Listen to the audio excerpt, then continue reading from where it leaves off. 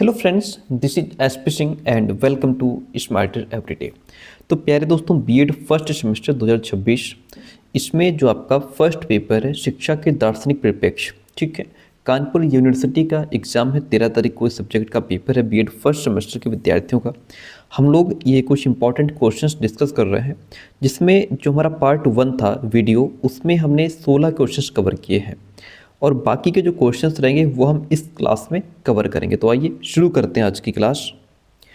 तो हमने आपको पहले वीडियो में बताया था कि हम लोग इसमें 65 क्वेश्चंस पढ़ने वाले हैं, ठीक है, जिसमें से 16 कवर हो गए थे और बाकी के जो क्वेश्चंस बचे हमारे वो हम इस वीडियो में कवर करेंगे। तो आइए शुरू करते हैं। और यदि आपने नोट्स अभी तक नहीं लिए हैं तो नोट्स ले सकते हैं, ठीक है। नोट्स के लिए हमने आपको पिछली वीडियो में भी बता दिया था कि आप हमें इस नंबर पे व्हाट्सअप करके नोट्स की डिटेल इन्फॉर्मेशन जान सकते हैं। आपको फीस पे करनी होती है एंड कंप्लीट नोट्स आपको पीडीएफ फॉर्मेट में व्हाट्सएप पे प्रोवाइड करा दिए जाते हैं। क्वेश्चन नंबर 16 से हमको पढ़ना है। कहाँ गया, देखिए 17 नंबर क्वेश्चन से हमको पढ़ना है और सारे क्वेश्चंस इसमें हम कवर करेंगे, ठीक है। चलिए 17 नंबर क्वेश्चन हम पहुंच रहे हैं। 17 नंबर क्वेश्चन पे ये देखिए आपके सामने है 17 नंबर क्वेश्चन, ठीक है। चलिए फटाफट पढ़ेंगे बहुत फास्ट से, बिकॉज बहुत क्वेश्चन हमको पढ़ना है इसमें। आदर्शवादी शिक्षा के उद्देश्यों पर प्रकाश डालिए। तो आदर्शवादी शिक्षा के उद्देश्य क्या होते हैं, देखिएगा। आदर्शवादियों ने शिक्षा के कुछ उद्देश्य बताए हैं, जैसे व्यक्तित्व का उच्चतम विकास हो, यानी कि व्यक्तित्व का उच्चतम विकास, हाईएस्ट डेवलपमेंट होना चाहिए पर्सनैलिटी का, ऐसा आदर्शवाद कहता है। आदर्शवाद में मानव व्यक्तित्व को सर्वोच्च और सर्वोत्कृष्ट ईश्वरीय रचना माना गया है, कि जो व्यक्ति है, जो मानव है, ये ईश्वर की सबसे श्रेष्ठ रचना है। इसलिए जीवन का सर्वोच्च लक्ष्य व्यक्तित्व का उच्चतम विकास अथवा स्व अनुभूति, खुद की अनुभूति है। रॉस और रस्क के अनुसार शिक्षा का मुख्य उद्देश्य व्यक्तित्व का उत्कर्ष या आत्मा की अनुभूति है। रॉस का कहना है कि आदर्शवाद से विशेष रूप से संबंधित शिक्षा का उद्देश्य है व्यक्तित्व का उत्कर्ष या आत्मा की अनुभूति, अर्थात आत्म की सर्वोच्च शक्तियों या क्षमताओं को वास्तविक रूप देना। कौन कहते हैं? रॉस का स्टेटमेंट है, ठीक है। तो ये परिभाषा आपको याद करनी पड़ेगी। आध्यात्मिक विकास। आदर्शवाद आध्यात्मिक पूर्णता अथवा आत्मानुभूति को ही व्यक्ति का पूर्ण विकास मानता है। आदर्शवादी शिक्षा का उद्देश्य बालकों को आध्यात्मिक विकास करना है और इसके अनुकूल ही शिक्षा की व्यवस्था भी करनी है। इतनी बात क्लियर है? Very good. अमर आदर्शों एवं मूल्यों की प्राप्ति। आदर्शवादियों के अनुसार सत्यम शिवम सुंदरम मानव जाति के आध्यात्मिक आदर्श हैं एवं जीवन के शाश्वत मूल्य हैं। अतः शिक्षा का स्वरूप ऐसा होना चाहिए जो मनुष्यों को इन मूल्यों की प्राप्ति में सहायक हो। सांस्कृतिक विरासत की समृद्धि। आदर्शवादियों के अनुसार शिक्षा का अन्य महत्वपूर्ण उद्देश्य क्या है? सांस्कृतिक विरासत की समृद्धि, सांस्कृतिक संपदा की रक्षा और विकास में सहयोग देकर ही व्यक्ति एक पीढ़ी से दूसरी पीढ़ी को अपनी संस्कृति ट्रांसफ़र कर सकता है। और आदर्शवादियों का अगला उद्देश्य है कि बालक जो है वो उसका ब्रेन डेवलपमेंट होना चाहिए, बालक का बौद्धिक विकास होना चाहिए। प्लेटो का मानना है कि मनुष्य की बुद्धि और विवेक उसके सभी आदर्शों और आध्यात्मिक चेतनाओं का आधार होता है। कांट ने भी बौद्धिक विकास को प्राथमिकता दी है, कि किसको प्रायोरिटी दी है? बच्चे का बौद्धिक डेवलपमेंट होना चाहिए। शिक्षा का प्रमुख लक्ष्य बालक का बौद्धिक विकास होना चाहिए। शिक्षा का क्या उद्देश्य है? कि बालक जो है उसका इंटेलेक्चुअल डेवलपमेंट होना चाहिए, तभी वो अपनी बौद्धिक क्षमता और विवेकशीलता के द्वारा इन नियमों और सिद्धांतों का ज्ञान प्राप्त कर सकता है, ठीक है। तो आदर्शवादी शिक्षा के अगर उद्देश्य पूछ ले तो आप क्या लिखेंगे? आप लिखेंगे व्यक्तित्व का उच्चतम विकास और अनुभूति, आप लिखेंगे आध्यात्मिक विकास, अमर आदर्शों और मूल्यों की प्राप्ति, सांस्कृतिक विरासत की समृद्धि और बालक का बौद्धिक विकास। ये आदर्शवादियों के अनुसार ये उद्देश्य हैं, ठीक है। इतना ध्यान रखिएगा। अब अगला क्वेश्चन आपसे पूछता है, प्रकृतिवाद का अर्थ और परिभाषा लिखते हुए इसके मूल सिद्धांतों का उल्लेख कीजिए। प्रकृतिवाद पूछ रहा है, तो देखिएगा क्या है प्रकृतिवाद का अर्थ और परिभाषा, कैसे लिखेंगे? प्रकृतिवाद पाश्चात्य दर्शन की प्राचीनतम विचारधारा है, ओके। प्रकृतिवाद अपने शुद्ध रूप में वैज्ञानिक विचारधारा पर केंद्रित है। यह विचारधारा केवल भौतिक ब्रह्मांड में आस्था रखती है। पॉइंट टू बी नोटेड, ये जो विचारधारा है प्रकृतिवाद की, ये केवल भौतिक ब्रह्मांड में ही आस्था रखती है, ठीक है। यह प्रकृति को सर्वोत्तम सत्ता के रूप में स्वीकार करता है कि ये जो प्रकृति है, जो नेचर हमें दिखाई दे रहा है, यही सबसे श्रेष्ठ सत्ता है। यह अध्यात्म को किसी प्रकार का कोई महत्व नहीं देता, ये प्रकृति को ही महत्व देता है, अध्यात्म को कोई इंपॉर्टेंस नहीं देता। कौन? प्रकृतिवाद। नाम से ही पता चल रहा है कि ये प्रकृति को ही महत्व देता है, इसीलिए इसको प्रकृतिवाद कहा गया है। ये प्रकृति को मूल तत्व मानता है, मुख्य यही है। इस दर्शन के अनुसार प्रत्येक वस्तु प्रकृति से जन्म लेती है और फिर उसी में विलीन हो जाती है। प्रकृतिवाद कहता है कि हर चीज प्रकृति से ही जन्म लेती है और यही इसी में विलीन हो जाती है। प्रकृतिवादी इंद्रियानुभूति ज्ञान को ही, इंद्रियों की अनुभूति जो होती है इंद्रियों के माध्यम से, वही ज्ञान सच्चा ज्ञान है। दूसरे शब्दों में प्रकृतिवाद के अनुसार प्राकृतिक पदार्थ और क्रियाएं ही सत्य हैं। इतनी बात क्लियर है? ठीक है। प्रकृतिवाद का अर्थ एवं परिभाषाएं देखिएगा। प्रकृतिवाद शब्द में प्रकृति शब्द का दो अर्थों में प्रयोग किया गया है, एक तो भौतिक प्रकृति और दूसरा मानव प्रकृति। भौतिक प्रकृति को दर्शन शास्त्र के प्रकृतिवादी सिद्धांत में सहवस्तु यानी रियलिटी माना गया है। मानव प्रकृति की व्याख्या मनोविज्ञान करता है। मानव प्रकृति की व्याख्या कौन करता है? मनोविज्ञान। शिक्षा के क्षेत्र में प्रकृतिवाद के प्रभाव में प्रकृति से अधिकतर तात्पर्य किससे है? मानव प्रकृति से है। प्रकृतिवाद में जो प्रकृति से तात्पर्य है, यहाँ पे नेचर की जो बात हो रही है, वो किस नेचर की बात हो रही है? मोस्टली यहाँ पे मानव प्रकृति की बात हो रही है, कि ह्यूमन नेचर की बात हो रही है। ठीक है, किसकी बात हो रही है? ह्यूमन नेचर की बात हो रही है, बात ध्यान रखिएगा। प्रकृतिवादी दर्शन प्रकृति को ही संपूर्ण सदवस्तु मानता है। किसको? प्रकृति को ही संपूर्ण सदवस्तु मानता है। इस प्रकार प्रकृतिवाद विज्ञान में भी आस्था रखता है। किसमें आस्था रखता है? विज्ञान में, क्योंकि विज्ञान के सहारे ही हम प्रकृति के रहस्यों का पता लगा सकते हैं। प्रकृति ही समस्त विश्व की रचनाकार और पालनहार है। समस्त विश्व की रचनाकार कौन है? प्रकृति। भरण पोषण कौन कर रही है? प्रकृति। प्रकृति ही नियम है, वही नियंता भी। प्रकृति ही साधन है और वही साध्य भी। प्रकृति ही आदि है और प्रकृति ही अंत भी। समझिए पॉइंट को, कितना अच्छा पॉइंट यहाँ पे लिखा है। प्रकृतिवाद कहता है, ये लाइन आप चाहे तो इतनी लाइन जो है उठा करके सबसे ऊपर टॉप पे रख देना। अगर प्रकृतिवाद से क्वेश्चन पूछे तो सबसे पहले लिख देना कि प्रकृति ही समस्त विश्व की रचनाकार और पालनहार है। प्रकृति ही नियम है और वही नियंता भी। प्रकृति ही साधन है और वही साध्य भी। प्रकृति ही आदि है और प्रकृति ही अंत भी। ठीक है, इस लाइन को चाहे आप आंसर डाल करके सबसे टॉप पे लिख देना इसको। ठीक है, ओके। अच्छे पॉइंट्स आप कहीं भी लिख सकते हो, जो बढ़िया पॉइंट्स हैं उस टॉपिक से रिलेटेड जो सबसे अच्छा पॉइंट है वो आप कहीं भी लिख सकते हो, चाहे तो बीच में ब्लैक पेन से या टॉप पे या लास्ट में, जहाँ पे एग्जामिनर की नज़र जाती है ना, वहाँ पे उसको लिखा करो। थॉमस और लैंग के अनुसार प्रकृतिवाद आदर्शवाद के विपरीत मन को पदार्थ के अधीन मानता है और ये विश्वास करता है कि अंतिम वास्तविकता भौतिक है, आध्यात्मिक नहीं है। सर ब्राइस कहते हैं कि प्रकृतिवाद एक प्रणाली है और जो कुछ आध्यात्मिक है उसका बहिष्कार ही उसकी प्रमुख विशेषता है, हमें उसका बहिष्कार करना चाहिए। प्रकृतिवाद के कुछ मूल सिद्धांत हैं। क्या है इसके मूल सिद्धांत? आइए समझते हैं। यह भौतिक संसार ही सत्य है। प्रकृतिवाद क्या कहता है कि जो भौतिक संसार है यही सत्य है। ब्रह्मांड की रचना एक प्राकृतिक क्रिया है। मनुष्य संसार की सर्वोत्कृष्ट और सर्वश्रेष्ठ रचना है। प्रकृति अंतिम सत्ता और वास्तविकता है। इस सृष्टि का निर्माण वस्तु या तत्व से हुआ है। प्रकृतिवाद में धर्म और ईश्वर का कोई स्थान नहीं बताया गया। मानव की मूल प्रवृत्ति पशुओं के समान होती है। प्रकृति के नियम अपरिवर्तनीय हैं, जिन्हें कभी परिवर्तित नहीं किया जा सकता। संसार का कर्ता या कारण दोनों खुद प्रकृति है। प्रकृतिवाद का दृष्टिकोण पूर्णतः भौतिकवादी है।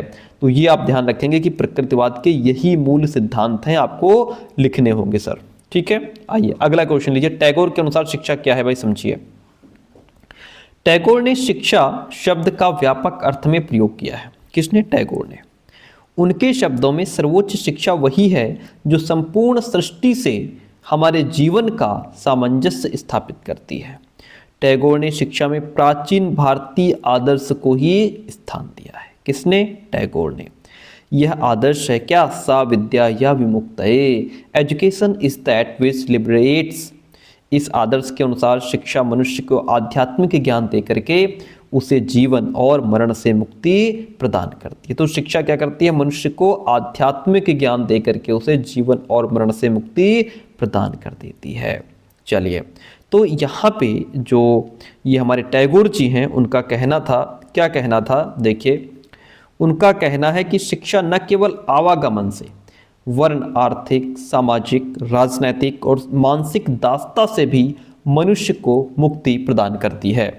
अतः मनुष्य को शिक्षा द्वारा उस ज्ञान का संग्रह करना चाहिए जो उसके पूर्वजों द्वारा संचित किया जा चुका हो। यही सच्ची शिक्षा है। टैगोर ने खुद लिखा है, क्या लिखा है टैगोर ने? सच्ची शिक्षा संग्रह किए गए लाभप्रद ज्ञान के प्रत्येक अंग के प्रयोग करने में, उस अंग के वास्तविक स्वरूप को जानने में और जीवन में जीवन के लिए सच्चे आश्रय का निर्माण करने में है। किसने लिखा? टैगोर जी ने लिखा। बहुत बढ़िया। अगला प्रश्न लीजिए, जॉन डीवी के शिक्षा संबंधी क्या विचार हैं, बताइए। जॉन डीवी का विचार है कि बालक कुछ जन्मजात शक्तियों के साथ ही पैदा होता है, उसके अंदर कुछ इनेट कैपेबिलिटीज होती हैं, कुछ इनेट क्षमता होती है, ऐसा जॉन डीवी कहते हैं। समाज में रहते हुए उसे नए नए अनुभवों को प्राप्त करता है बालक, जिनसे उसकी नैसर्गिक शक्तियां डेवलप होती हैं। इससे वो प्राकृतिक और सामाजिक वातावरण पर नियंत्रण करने का प्रयास करता है, यानी कि प्राकृतिक और सामाजिक वातावरण पर कंट्रोल करने का प्रयास करता है। जो संभव है उसे पाने का वो प्रयास करता है। ठीक है, शिक्षा अनुभव और विकास का एक साधन है। जो शिक्षा है वो क्या है? अनुभव और विकास का एक साधन है। कौन? शिक्षा। ठीक है, जिसमें आदान प्रदान और सहयोग की क्रिया निहित होती है। जॉन डीवी के अनुसार शिक्षा क्या क्या उद्देश्य है? देखिए, जॉन डीवी जो थे वो प्रयोजनवादी थे। सर, कौन थे? जॉन डीवी प्रयोजनवादी हैं। उसका शिक्षा के किसी पूर्व निश्चित उद्देश्य में विश्वास नहीं है कि आपने पहले से कोई उद्देश्य निश्चित कर लिया, तो इसमें वो विश्वास नहीं करते। वो कहता है शिक्षा का सदैव तात्कालिक उद्देश्य होता है, वर्तमान उद्देश्य होता है, और जहां तक क्रिया शिक्षाप्रद होती है वहां तक शिक्षा उस साध्य को प्राप्त भी करती है। जॉन डीवी क्रिया द्वारा सीखने पर बल देते हैं, यानी कि लर्निंग बाय एक्टिविटी। बच्चा कैसे सीखे? एक्टिविटी करके सीखे। उनके अनुसार शिक्षा का उद्देश्य इस प्रकार निर्धारित किए जाएं जो क्रिया को स्पष्ट करते हैं, यानी कि शिक्षा कैसी होनी चाहिए? बच्चा करके सीखे। ठीक है, डीवी के अनुसार शिक्षा का एकमात्र उद्देश्य बालक की शक्तियों का विकास करना, कि बालक के अंदर जो भी पावर्स हैं, जो क्षमता है, जो योग्यता है, उसको बाहर निकालो। शिक्षा द्वारा बालक में जनतंत्रीय मूल्यों का विकास किया जाना चाहिए। शिक्षा के द्वारा मनुष्य में परस्पर सहयोग और सामंजस्य की स्थापना होनी चाहिए। डीवी के अनुसार शिक्षा का मुख्य उद्देश्य व्यक्ति को जीवन के लिए तैयार करना होता है, जिससे कि वो विभिन्न आवश्यकताओं को संतुष्ट भी कर सके।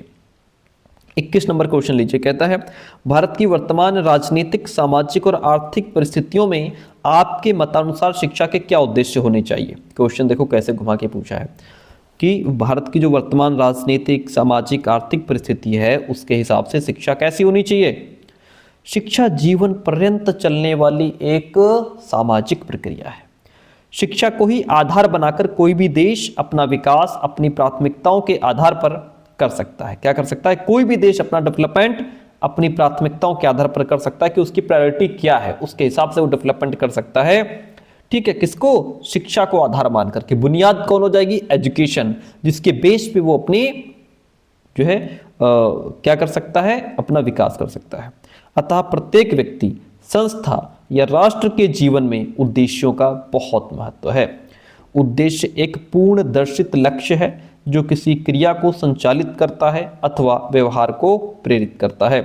उद्देश्य रहित शिक्षा शिक्षक और विद्यार्थी दोनों को लक्ष्य विहीन और उदासीन बनाती है। अतः उद्देश्य हमारे मार्गदर्शक होते हैं। अब देखिए यहाँ पे बीडी भाटिया के अकॉर्डिंग क्या कहा गया है? उद्देश्य के ज्ञान के बिना, अगर आपको उद्देश्य का ही ज्ञान नहीं है कि आखिर हमारा उद्देश्य क्या है, उद्देश्य के ज्ञान के बिना शिक्षक उस नाविक के समान है जिसे अपने लक्ष्य का ज्ञान नहीं होता। टीचर बिल्कुल वैसे ही है जैसे बीच नदी में फंसा एक नाविक जिसको अपनी दिशा का ज्ञान नहीं है कि उसे किस डायरेक्शन में जाना है। वैसे ही टीचर के पास अगर उद्देश्य नहीं है तो भी वो भी बेकार है। तो उद्देश्य के बिना, उद्देश्य के ज्ञान के बिना शिक्षक उस नाविक के समान है जिसे अपने लक्ष्य का ज्ञान नहीं होता, और शिक्षार्थी उस पतवार विहीन नौका के समान है जो समुद्र की लहरों के थपेड़े खाती हुई तट की ओर बहती जा रही है। भारत की वर्तमान राजनीतिक, सामाजिक, आर्थिक परिस्थितियों में शिक्षा के उद्देश्य इस प्रकार हैं। क्या उद्देश्य है भाई, समझिए, बहुत बढ़िया। क्या उद्देश्य बताए गए हैं, समझिएगा। देश और समाज की उन्नति तभी हो सकती है जब उसके नागरिक शारीरिक दृष्टि से स्वस्थ होंगे, यानी कि कैसे होंगे, फिजिकली मेंटेन होंगे, ठीक है, और बौद्धिक दृष्टि से बुद्धिमान होंगे, संवेगात्मक दृष्टि से स्थिर होंगे, आध्यात्मिक दृष्टि से धार्मिक और सामाजिक दृष्टि से समाज सेवी होंगे। आध्यात्मिक दृष्टि से कैसे धार्मिक हों, सामाजिक दृष्टि से कैसे समाज की सेवा करने वाले हों। व्यक्तित्व या व्यक्ति के संपूर्ण विकास का तात्पर्य उसके बौद्धिक, शारीरिक, सामाजिक और व्यावसायिक सभी पक्षों और रचनात्मक शक्तियों के विकास से है। व्यावसायिक कुशलता की उन्नति, देखिएगा, शिक्षा का एक मुख्य उद्देश्य व्यावसायिक कुशलता की उन्नति करना भी है कि व्यवसाय का डेवलपमेंट होना चाहिए। व्यक्ति व्यवसाय में स्किलफुल हो जाए, क्या कर ले, वो उसको स्किल्स आ जाए, अपने व्यवसाय को बेहतर चला पाए।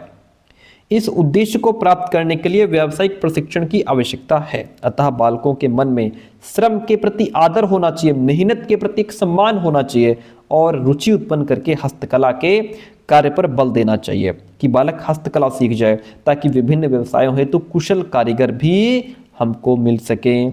व्यावहारिक शिक्षा की बात करते हैं। व्यावहारिक शिक्षा की बात करते हैं। हमारी जो वर्तमान शिक्षा प्रणाली है आज की, वो सैद्धांतिक और पुस्तकीय पाठ्यक्रम पर ज़्यादा आधारित है, यानी कि बिना किताबों के कुछ हो ही नहीं रहा है, इसलिए थोड़ा अव्यावहारिक भी है।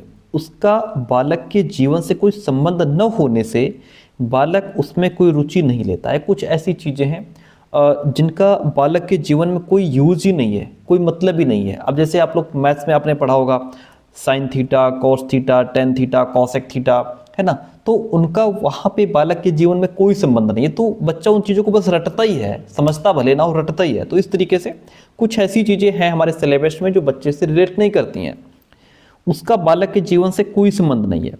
अतः हमारी शिक्षा का उद्देश्य बालक को ऐसी शिक्षा प्रदान करना होना चाहिए ताकि बाद में वो जीवन में सफलता प्राप्त कर सके। ज्ञान की मात्र बौद्धिक चेतना ही पर्याप्त नहीं होती है, उसके प्रयोग के लिए क्रिया करने का कौशल और मूल्यांकन करने की संवेदनशीलता भी जरूरी है। इसको मैं जरूर समझाता डीप में, लेकिन टाइम का इशू बहुत है, ठीक है, अभी आपके पास कल ही एग्जाम है, समय है नहीं। नैतिक और चारित्रिक विकास, बहुत बढ़िया लिखा है। व्यक्ति के चरित्र का सीधा प्रभाव समाज और राष्ट्र पर पड़ता है। आपका कैसा चरित्र है, इसका प्रभाव कैसा कब पड़ेगा, इसका प्रभाव समाज पर भी पड़ेगा और राष्ट्र पर भी पड़ेगा। चरित्रवान व्यक्ति ही किसी समाज और देश की प्रगति के आधार होते हैं, ठीक है, जो ईमानदार हैं, सच्चे हैं, जिनके अंदर नैतिकता है, दूसरे का सम्मान करना जानते हैं, सच बोलना जानते हैं, आज उसे चरित्रवान व्यक्ति कहते हैं। आज हमारे देश में चारित्रिक मूल्यों का संकट दिखाई दे रहा है, हर व्यक्ति करप्ट हो चुका है, आचरण संबंधी नियमों के प्रति आस्था कम हो रही है। इन नियमों के पालन के लिए आंतरिक इच्छा शक्ति अर्थात चरित्र को मजबूत करने की आवश्यकता है, जिसे शिक्षा द्वारा प्राप्त किया जा सकता है। इसलिए शिक्षा का मुख्य उद्देश्य नागरिकों को चरित्रवान बनाना होना चाहिए। हर व्यक्ति कर्मठ हो, मेहनती हो, परिश्रमी हो, चरित्रवान हो। समाजवाद समाज की स्थापना करो। समाजवादी समाज की स्थापना, शिक्षा द्वारा हमें ऐसे समाजवादी समाज की स्थापना करनी होगी जहां सभी जाति, प्रजाति, वर्ण, संप्रदाय के लोगों को सभी क्षेत्रों में समान अवसर प्राप्त हो सकें, किसी प्रकार की असमानता न हो, सभी को शारीरिक और आर्थिक सुरक्षा मिले और सभी को सुखी जीवन व्यतीत करने के सारे अवसर प्राप्त हों और सभी को समस्त नागरिक सुविधाएं भी प्राप्त होनी चाहिए। अगला पॉइंट, भावात्मक एकता का विकास। स्वतंत्रता प्राप्ति के उपरांत भी देश में उठने वाली समस्याओं का एक प्रमुख कारण भावात्मक एकता का अभाव है। भावात्मक एकता का अभाव देखने को मिलता है। हमारा देश प्रजातांत्रिक शासन प्रणाली पर आधारित है, जिसकी सफलता के लिए देशवासियों में पारस्परिक प्रेम, सहयोग, भ्रातृत्व, भाईचारे की भावना, त्याग, बलिदान, देश पर मर मिटने की भावना जरूरी है और वही आज हमें उसी का अभाव देखने को मिलता है। तो ये क्वेश्चन हमारा कंप्लीट हुआ, जिसमें हम समझ रहे थे कि हमारा ये जो भारत की वर्तमान स्थिति है उसके हिसाब से शिक्षा के क्या उद्देश्य होने चाहिए। देखिए, दर्शन का अध्ययन क्षेत्र और विषय वस्तु का उल्लेख कीजिए। फिर क्वेश्चन पूछ रहा है दर्शन का अध्ययन क्षेत्र और विषय वस्तु का उल्लेख कीजिए। चलिए समझते हैं क्वेश्चन को। दर्शन का अध्ययन क्षेत्र अत्यंत व्यापक है, बहुत बड़ा है। यह एक ऐसा अध्ययन है जिसमें संपूर्ण ब्रह्मांड और उसकी समस्त क्रियाओं की वास्तविक खोज सम्मिलित है। इसमें प्रकृति और ईश्वर के संबंध में गहन चिंतन किया जाता है। प्राचीन दर्शन में साहित्य, कला, धर्म, इतिहास, विज्ञान, ये सभी विषय उसमें इंक्लूड हो जाते हैं। दर्शन के अध्ययन क्षेत्र को मुख्य रूप से 3 भागों में बांटा जाता है: तत्वमीमांसा, ज्ञान मीमांसा, मूल्य मीमांसा। अब देखिए, तत्वमीमांसा के अंतर्गत हम क्या बात करते हैं। तत्वमीमांसा जो है, हमने इसको भी पीछे पढ़ाया था आपको, इसके अंतर्गत सत्य की खोज की जाती है। तत्व ज्ञान मूलतः मनुष्य, जगत, ईश्वर और परलोक से संबंधित होता है। इसमें ईश्वर के अस्तित्व और ईश्वरीय सत्ता, जीव और आत्मा का अस्तित्व है नहीं है, इसके बारे में बातचीत होती है। इस संसार का स्वरूप क्या है, जगत का आदि और अंत क्या है, इन सभी जुड़े प्रश्नों का अध्ययन इसमें किया जाता है। ज्ञान मीमांसा में सत्य से संबंधित ज्ञान का विकास करता है। ये सत्य संबंधी ज्ञान का विकास करता है। इसके अंतर्गत ज्ञान संबंधी निम्न समस्याओं का अध्ययन किया जाता है। कौन कौन सी समस्याएं? जैसे ज्ञान क्या है, ज्ञाता और ज्ञेय में क्या संबंध है, ज्ञान की सीमाएं क्या हैं, ज्ञान के स्रोत क्या हैं, ज्ञान का क्या स्वरूप है, ज्ञान की प्रक्रिया क्या है, ज्ञान का विज्ञान और दर्शन से क्या संबंध है, ये सब। ज्ञान मीमांसा आगमन और निगमन तथा संश्लेषण और विश्लेषण विधियों का उपयोग करता है, ध्यान रखिएगा। मूल्य मीमांसा यह ज्ञान के चयन के लिए आधार प्रदान करती है। इसका संबंध जीवन की सत्यता से होता है। किससे होता है? जीवन की सत्यता से होता है। मूल्य तभी सत्य होते हैं जब हम उनके बारे में अनुभूति करते हैं। मनुष्य के जीवन का जो लक्ष्य बिंदु होता है उसका आकलन मूल्यों से किया जाता है। मूल्य शास्त्र को मुख्यतः 3 भागों में बांटा जा सकता है: तर्कशास्त्र, नीतिशास्त्र और सौंदर्य शास्त्र। अगला क्वेश्चन, पूर्वी दर्शन और पाश्चात्य दर्शन के सामान्य स्वरूप की व्याख्या कीजिए और उसमें अंतर भी आपको बताना है। बहुत बढ़िया क्वेश्चन, बहुत इंपॉर्टेंट क्वेश्चन पूछा गया है। देखिए, भारतीय मतलब जिसको हम पूर्वी दर्शन कहते हैं वो हमारा भारतीय है, और जो पाश्चात्य है वो हमारा जो है दूसरे देश का है। देखिए, भारतीय यानी कि पूर्वी संदर्भ में दर्शन का उद्देश्य पाश्चात्य दर्शन के उद्देश्य से अलग है। भारत में फिलॉसफी को दर्शन कहा जाता है। दर्शन शब्द दृश्य धातु से बना है, जिसका अर्थ होता है देखना या जिसके द्वारा देखा जाए। दर्शन विद्या के माध्यम से तत्वों का साक्षात्कार करने पर बल दिया जाता है। भारतीय दार्शनिकों का बल तत्व के साक्षात्कार के साथ ही तत्व की अनुभूति प्राप्त करने पर भी रहा है। इसलिए भारतीय दार्शनिक कभी कभी एक तपस्वी, खोजी या साधक के रूप में भी दिखाई देता है, जबकि पाश्चात्य दर्शन को भाषा सुधार और प्रत्यय का स्पष्टीकरण कहा जाता है, कि जो भी कॉन्सेप्ट है उसका स्पष्टीकरण हो। इस प्रकार पश्चिमी दर्शन सोच और जीवन की पश्चिमी शैली व्यक्तिवाद पर केंद्रित है, जबकि भारतीय संदर्भ में सामाजिक जिम्मेदारी को प्रमुखता दी जाती है। इन दोनों दर्शनों का कुछ अंतर है। क्या अंतर है यहाँ पे आप समझ पाएंगे।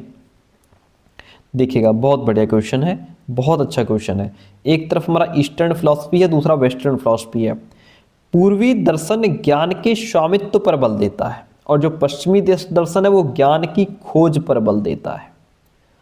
ये अधिकांश पूर्वी दर्शन आध्यात्मवादी है, और जो पाश्चात्य दर्शन है वो भौतिकवादी है। ये अध्यात्म की बात करता है, ये भौतिक संसार की बात करता है। पूर्वी दर्शन अनुभूति ज्ञान पर आधारित है और तर्क द्वारा पोषित होती है। पश्चिमी दर्शन जो है केवल तर्क पर बेस्ड है।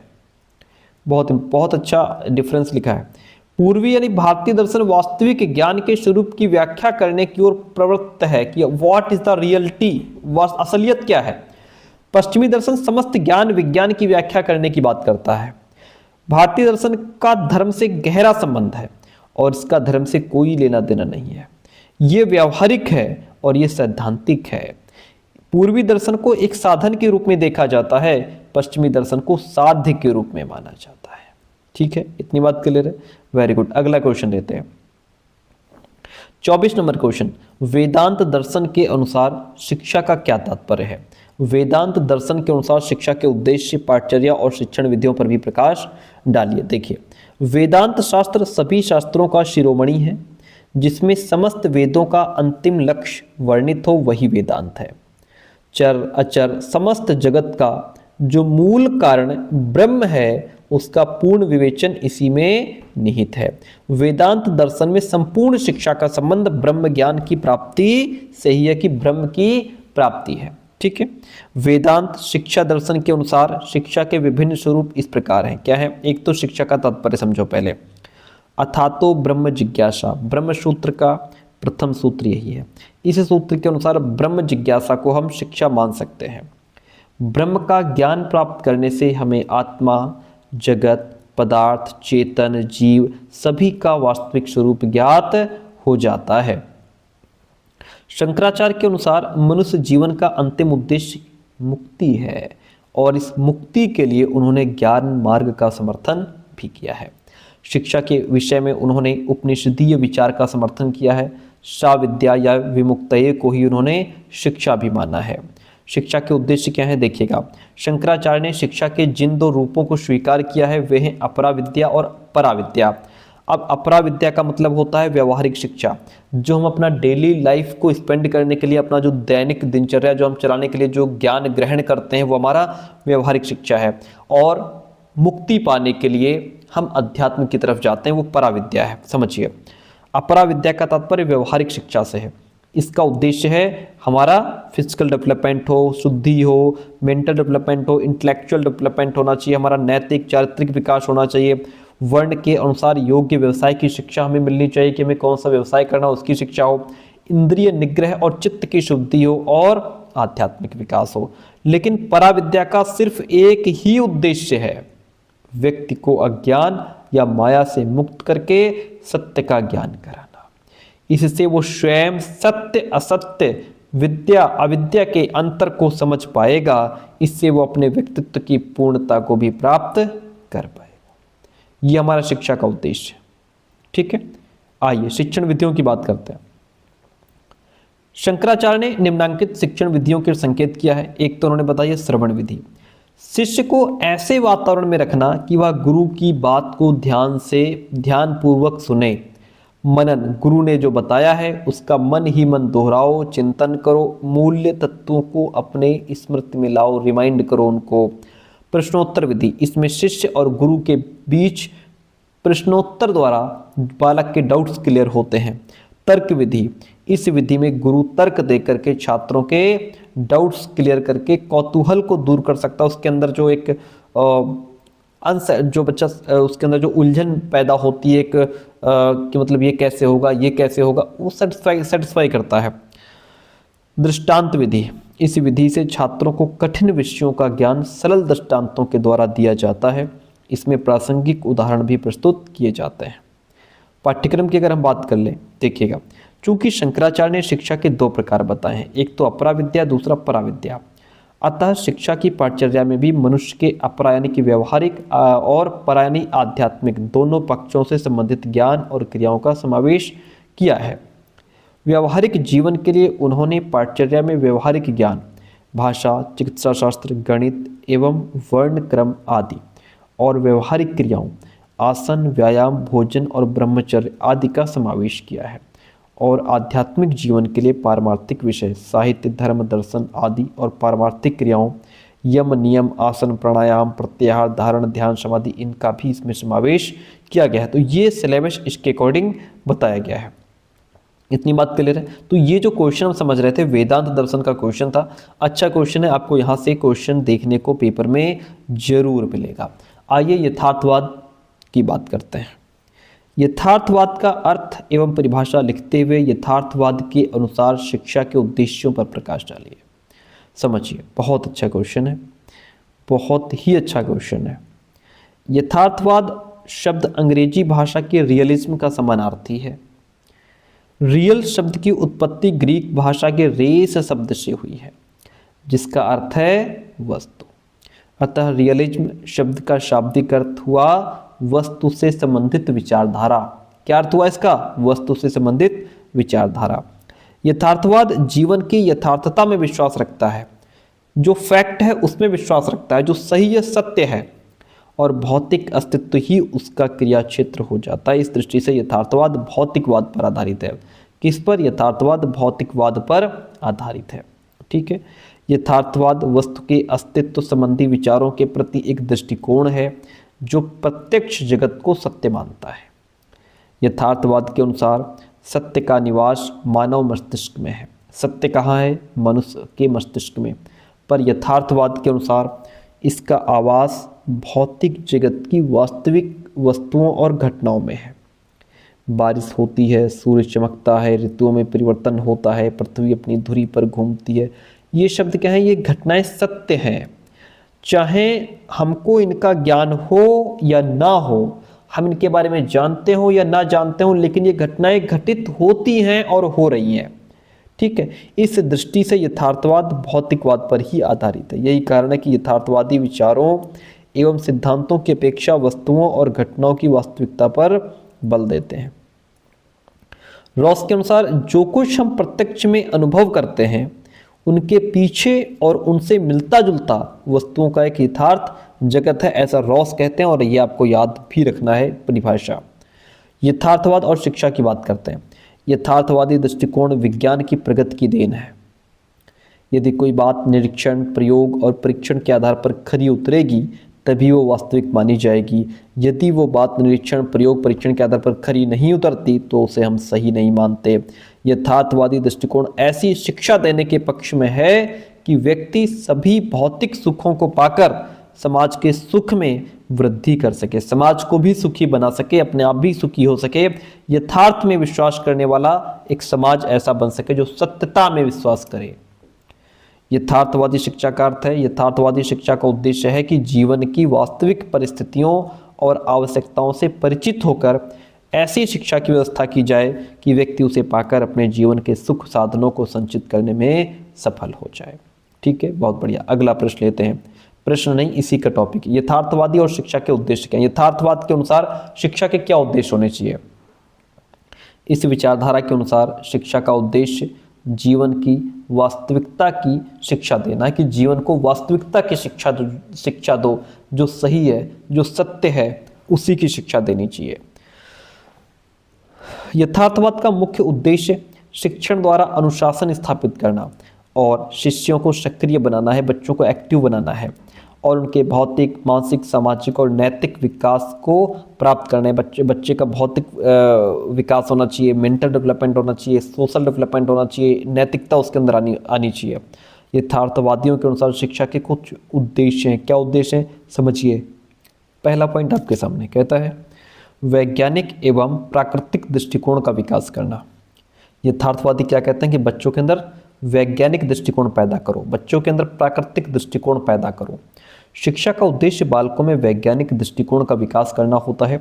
शिक्षा का लक्ष्य जीवन में वैज्ञानिकता लाना है। साइंटिफिकली हर चीज पर आंख बंद करके विश्वास मत करो, उसके बारे में तर्क लगा करके सोचो, गहराई से सोचो, साइंटिफिकली उसको सोचो। ऐसी क्षमता बच्चे के अंदर पैदा करो। जीवन में पूर्णता लाना है और जीवन के सभी सुखों को प्राप्त करना है। शिक्षा का उद्देश्य बालकों में प्राकृतिक प्रवृत्तियों और क्रियाओं को स्वतंत्र रूप से विकसित करना है। इंद्रियों का विकास करना। यथार्थवादियों के अनुसार ज्ञान को अनुभवों द्वारा ही प्राप्त किया जा सकता है, अतः ज्ञानेंद्रियों का विकास और उनका प्रशिक्षण ही शिक्षा का उद्देश्य भी होना चाहिए। बालक को एक सफल एवं सुखी जीवन के लिए तैयार करना। मनुष्य एक सफल और सुखी जीवन व्यतीत कर सकता है, अतः ये भी शिक्षा का एक मुख्य उद्देश्य है। सुखी जीवन व्यतीत करने के लिए बालक को वास्तविकता का ज्ञान होना चाहिए। सर, किसका ज्ञान? वास्तविकता का ज्ञान होना चाहिए। बालक को प्राकृतिक और सामाजिक पर्यावरण का ज्ञान कराना। शिक्षा का उद्देश्य बालकों को प्राकृतिक और सामाजिक पर्यावरण का ज्ञान कराना भी होता है। समाज की परिस्थितियां, सामाजिक संस्थाएं और संगठन, सामाजिक संबंध आदि सामाजिक वातावरण की रचना करते हैं। बालक को यथार्थ जीवन का ज्ञान कराना ही शिक्षा का उद्देश्य होना चाहिए। वास्तविक जीवन तैयार करना। यथार्थवादियों के अनुसार भौतिक संसार ही यथार्थ है, इसकी वास्तविकता से अवगत कराना ही शिक्षा का उद्देश्य होना चाहिए। ये जो हमारा भौतिक संसार है, बालक या व्यक्ति इसकी असलियत को जान ले, वही शिक्षा का उद्देश्य होना चाहिए। मानसिक शक्तियों का विकास करना। यथार्थवादी शिक्षा का एक उद्देश्य ये भी है वह बालकों की मेंटल जो पावर्स हैं उनका डेवलपमेंट कर सके, जिससे वो अपने जीवन में सुखी और सफल जीवन का निर्वाह कर सकें। ये जो उद्देश्य हैं वो यथार्थवादी शिक्षा के उद्देश्य हैं। क्या है? यथार्थवादी शिक्षा कहती है कि बच्चों के अंदर वैज्ञानिक और प्राकृतिक दृष्टिकोण पैदा हो, बच्चों इंद्रियों का विकास हो, है ना, सेंस ऑर्गन का विकास हो, बालकों को एक सफल और सुखी जीवन के लिए हम तैयार कर सकें, बालक को प्राकृतिक और सामाजिक पर्यावरण का ज्ञान करा पाएं, वास्तविक जीवन के लिए तैयार कर पाएं, मानसिक शक्तियों का भी विकास करें। अगला क्वेश्चन, जैन दर्शन और शिक्षा के बीच क्या संबंध है? स्पष्ट कीजिए तथा जैन दर्शन द्वारा प्रतिपादित शिक्षा के क्या उद्देश्य हैं, इसको समझाइए। चलिए, बहुत बढ़िया क्वेश्चन, समझते हैं इस क्वेश्चन को।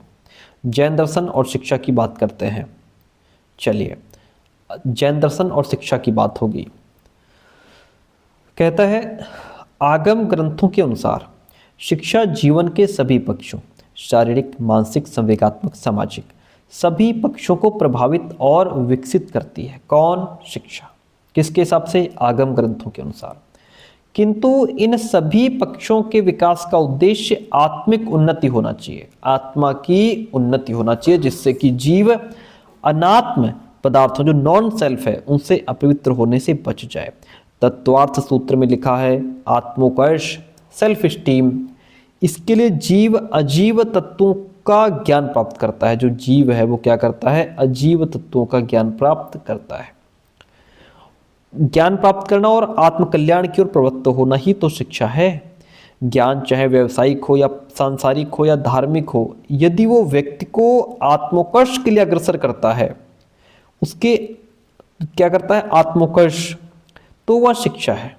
अगर वो आत्मोकर्ष के लिए अग्रसर करता, अर्थात जो ज्ञान व्यक्ति को सजीवन की ओर प्रेरित करे, वही शिक्षा, यानी कि व्यक्ति को सद्मार्ग पर लेकर के जाए, सही रास्ते पर लेकर के जाए, है ना, तो वही सच्ची शिक्षा है। कौन कहता है? जैन दर्शन। शिक्षा के उद्देश्य देखिए, जैन दर्शन के अनुसार शिक्षा का प्रमुख उद्देश्य मनुष्य को मोक्ष मार्ग की ओर प्रवृत्त करना है।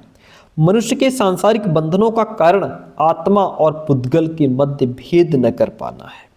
वह अज्ञानता के कारण इन्हें एक मान लेता है। शिक्षा के द्वारा ही वह आत्मा और पुद्गल में भेद कर सकता है और अपने को सांसारिक बंधनों में फंसने से बचा पाता है। अर्थात जीव का पुद्गल से संयोग ही बंधन है और जीव का पुद्गल से वियोग ही मोक्ष है। मोक्ष की प्राप्ति के निम्नलिखित सोपान हैं। क्या सोपान बताए गए हैं? देखिएगा, एक तो सम्यक ज्ञान, यानी कि ज्ञानात्मक विकास होना चाहिए। द्रव्य संबंधी वो ज्ञान जो तीर्थंकरों द्वारा दिया गया है वही सम्यक ज्ञान है। द्रव्य संबंधी वो ज्ञान जो तीर्थंकरों द्वारा दिया गया है वही सम्यक ज्ञान है, जो प्रकाश के समान है और अज्ञात के अंधेरों को दूर करता है। सम्यक ज्ञान प्राप्त होने पर व्यक्ति सत्य और असत्य के भेद को पहचानने लगता है, कषाय कर्मों को त्याग कर दोष रहित बन जाता है। सम्यक दर्शन यानी कि भावात्मक विकास होना। चलिए, इसको समझते हैं। कहता है कि व्यक्ति में भावात्मक पक्ष का विकास ही सम्यक दर्शन है। जब व्यक्ति के अंदर क्या हो? भावात्मक, यानी कि व्यक्ति अपने भावों को, अपने इमोशंस को कंट्रोल कर ले, अपने इमोशंस को पहचाने। सम्यक ज्ञान की प्राप्ति हेतु तीर्थंकरों के प्रति श्रद्धा आवश्यक है। केवल तर्कपरक ज्ञान व्यक्ति को शुष्क चिंतन बना देता है, परंतु सम्यक ज्ञान दर्शन को सद्वृत्तियों से युक्त करता है। जो सम्यक ज्ञान है वह दर्शन को सद्वृत्तियों से युक्त करता है, साथ ही व्यक्ति के भावात्मक पक्ष का उचित विकास करके जीव को संवेदनशील बना देता है, तो दूसरी ओर सत्कर्म की ओर प्रेरित भी करता है।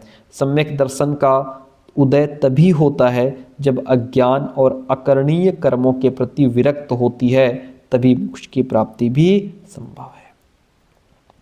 सम्यक चरित्र, क्रियात्मक विकास की बात हो रही है। बहुत बढ़िया। सम्यक चरित्र के बिना न तो सम्यक ज्ञान प्राप्त हो सकता है, ना ही सम्यक दर्शन। वास्तव में ये तीनों ही एक दूसरे के पूरक हैं। अहितकर कार्यों का निवारण और हितकारी कार्यों का आचरण ही सम्यक चरित्र है। यह जीवन का व्यवहारिक और क्रियात्मक पक्ष है। उपयुक्त तीनों पक्ष, सत्य ज्ञान, सत्य की भावना और चरित्र की पूर्णता होने पर बालक शिक्षा के अंतिम लक्ष्य की ओर अग्रसर होता है। इनके अतिरिक्त सांसारिक व्यक्तियों को अपना जीवन चलाने के लिए किसी कला यानी उद्योग में निपुणता प्राप्त करने की भी बात कही गई है। जैन दर्शन में कलाओं का उल्लेख मिलता है, अतः शिक्षा के द्वारा ही व्यक्ति किसी एक या दो कलाओं को सीख सकता है। किसके माध्यम से? शिक्षा के माध्यम से। तो ये क्वेश्चन हम समझ रहे थे कि जो हमारा जैन दर्शन है वो और शिक्षा क्या है, शिक्षा के उद्देश्य क्या है कि व्यक्ति को ज्ञानात्मक विकास हो, व्यक्ति का भावनात्मक विकास होना चाहिए, व्यक्ति के अंदर क्रियात्मक विकास होना चाहिए। क्वेश्चन नंबर 27 आपके सामने कहता है वर्तमान भारतीय शिक्षा को बौद्ध दर्शन की देन का मूल्यांकन कीजिए। जो हमारी वर्तमान भारतीय शिक्षा है इसको बौद्ध दर्शन ने क्या दिया है उसका मूल्यांकन करना है। बौद्ध दर्शन एक मध्यम वर्गीय दर्शन है जो प्रतीत समुत्पाद के सिद्धांत पर आधारित है। इस कारण यह एक व्यावहारिक दर्शन है। बौद्ध दर्शन का मुख्य लक्ष्य है निर्वाण की प्राप्ति, जो ज्ञान के द्वारा ही प्राप्त किया जा सकता है। इस प्रकार इस दर्शन में ज्ञान यानी कि शिक्षा को ज़्यादा महत्व दिया गया है। शिक्षा की दृष्टि से यह दर्शन काफ़ी व्यावहारिक और प्रासंगिक है। बौद्ध दर्शन में शिक्षा का मूल उद्देश्य व्यक्ति को निर्वाण प्राप्त करना है और निर्वाण की प्राप्ति दुखों से छुटकारा होने पर ही होती है। इस संसार सागर के दुखों से कोई नहीं छूटना चाहेगा। कौन नहीं छूटना चाहेगा? हर कोई छूटना चाहेगा कि वो इस संसार सागर के दुखों से छुटकारा पा जाए। बौद्ध शिक्षा व्यक्ति को लौकिक पारमार्थिक दोनों दृष्टियों से तैयार करती है। बौद्धों ने नैतिक शिक्षा पर काफ़ी बल दिया है। वर्तमान समय में नैतिक विकास की बात पुनः सोची जा रही है कि कैसे बच्चे के अंदर मोरल डेवलपमेंट हो। बौद्ध शिक्षा में शिक्षण की प्रभावी विधियों का विकास किया गया है कि कैसे टीचिंग हमारी इफ़ेक्टिव हो जाए। स्वाध्याय यानी कि सेल्फ स्टडी, चिंतन, मनन, व्याख्या, चर्चा विधि आज भी अच्छी विधियां मानी जाती हैं। पर्यटन और सम्मेलन विधियों का आज उपयोग भी हो रहा है। शिक्षक और शिक्षार्थी दोनों का अनुशासन का पालन करने की बात पर जोर दिया गया है कि टीचर और विद्यार्थी दोनों ही डिसिप्लिन को फॉलो करें। शिक्षक के लिए कहा गया है कि बालक की व्यक्तिगत विभिन्नता को ध्यान में रख करके शिक्षा प्रदान करें। हर बालक की रुचि, क्षमता, योग्यता अलग अलग होती है। हर बालक अलग अलग धर्म, जाति, समूह, समुदाय से आता है, तो आप बच्चे की व्यक्तिगत जरूरत को ध्यान में रख करके ही उसे शिक्षा प्रदान करें, जो आज के मनोवैज्ञानिक दृष्टिकोण के अनुसार ही है। शिक्षार्थी का अध्ययनरत रहने के लिए प्रेरित किया गया है कि वो अध्ययन करता रहे। आज भी इस बात की आवश्यकता है कि यदि आज के शिक्षक और विद्यार्थी संयमित जीवन जीते हैं तो शिक्षा जगत में काफ़ी सुधार हो सकता है। बौद्ध दर्शन की अनुशासन की धारणा आज के लोकतंत्रीय जीवन के लिए बड़ी महत्व है। जब सब अपने अपने कर्तव्यों का पालन ईमानदारी से करेंगे तो लोकतंत्र स्वयं ही सफलता की ओर बढ़ता चला जाएगा। अतः ये कहा जा सकता है कि भारत में शैक्षिक प्रशासन, शैक्षिक संगठन, विद्यालय और विश्वविद्यालय शिक्षा की संगठन कर बौद्धों ने वर्तमान शिक्षा की नींव रख दी थी। ठीक, चलिए आदर्शवाद के गुण और दोष की चर्चा करनी है हमको, अथवा आदर्शवाद का मूल्यांकन करना है इस क्वेश्चन में।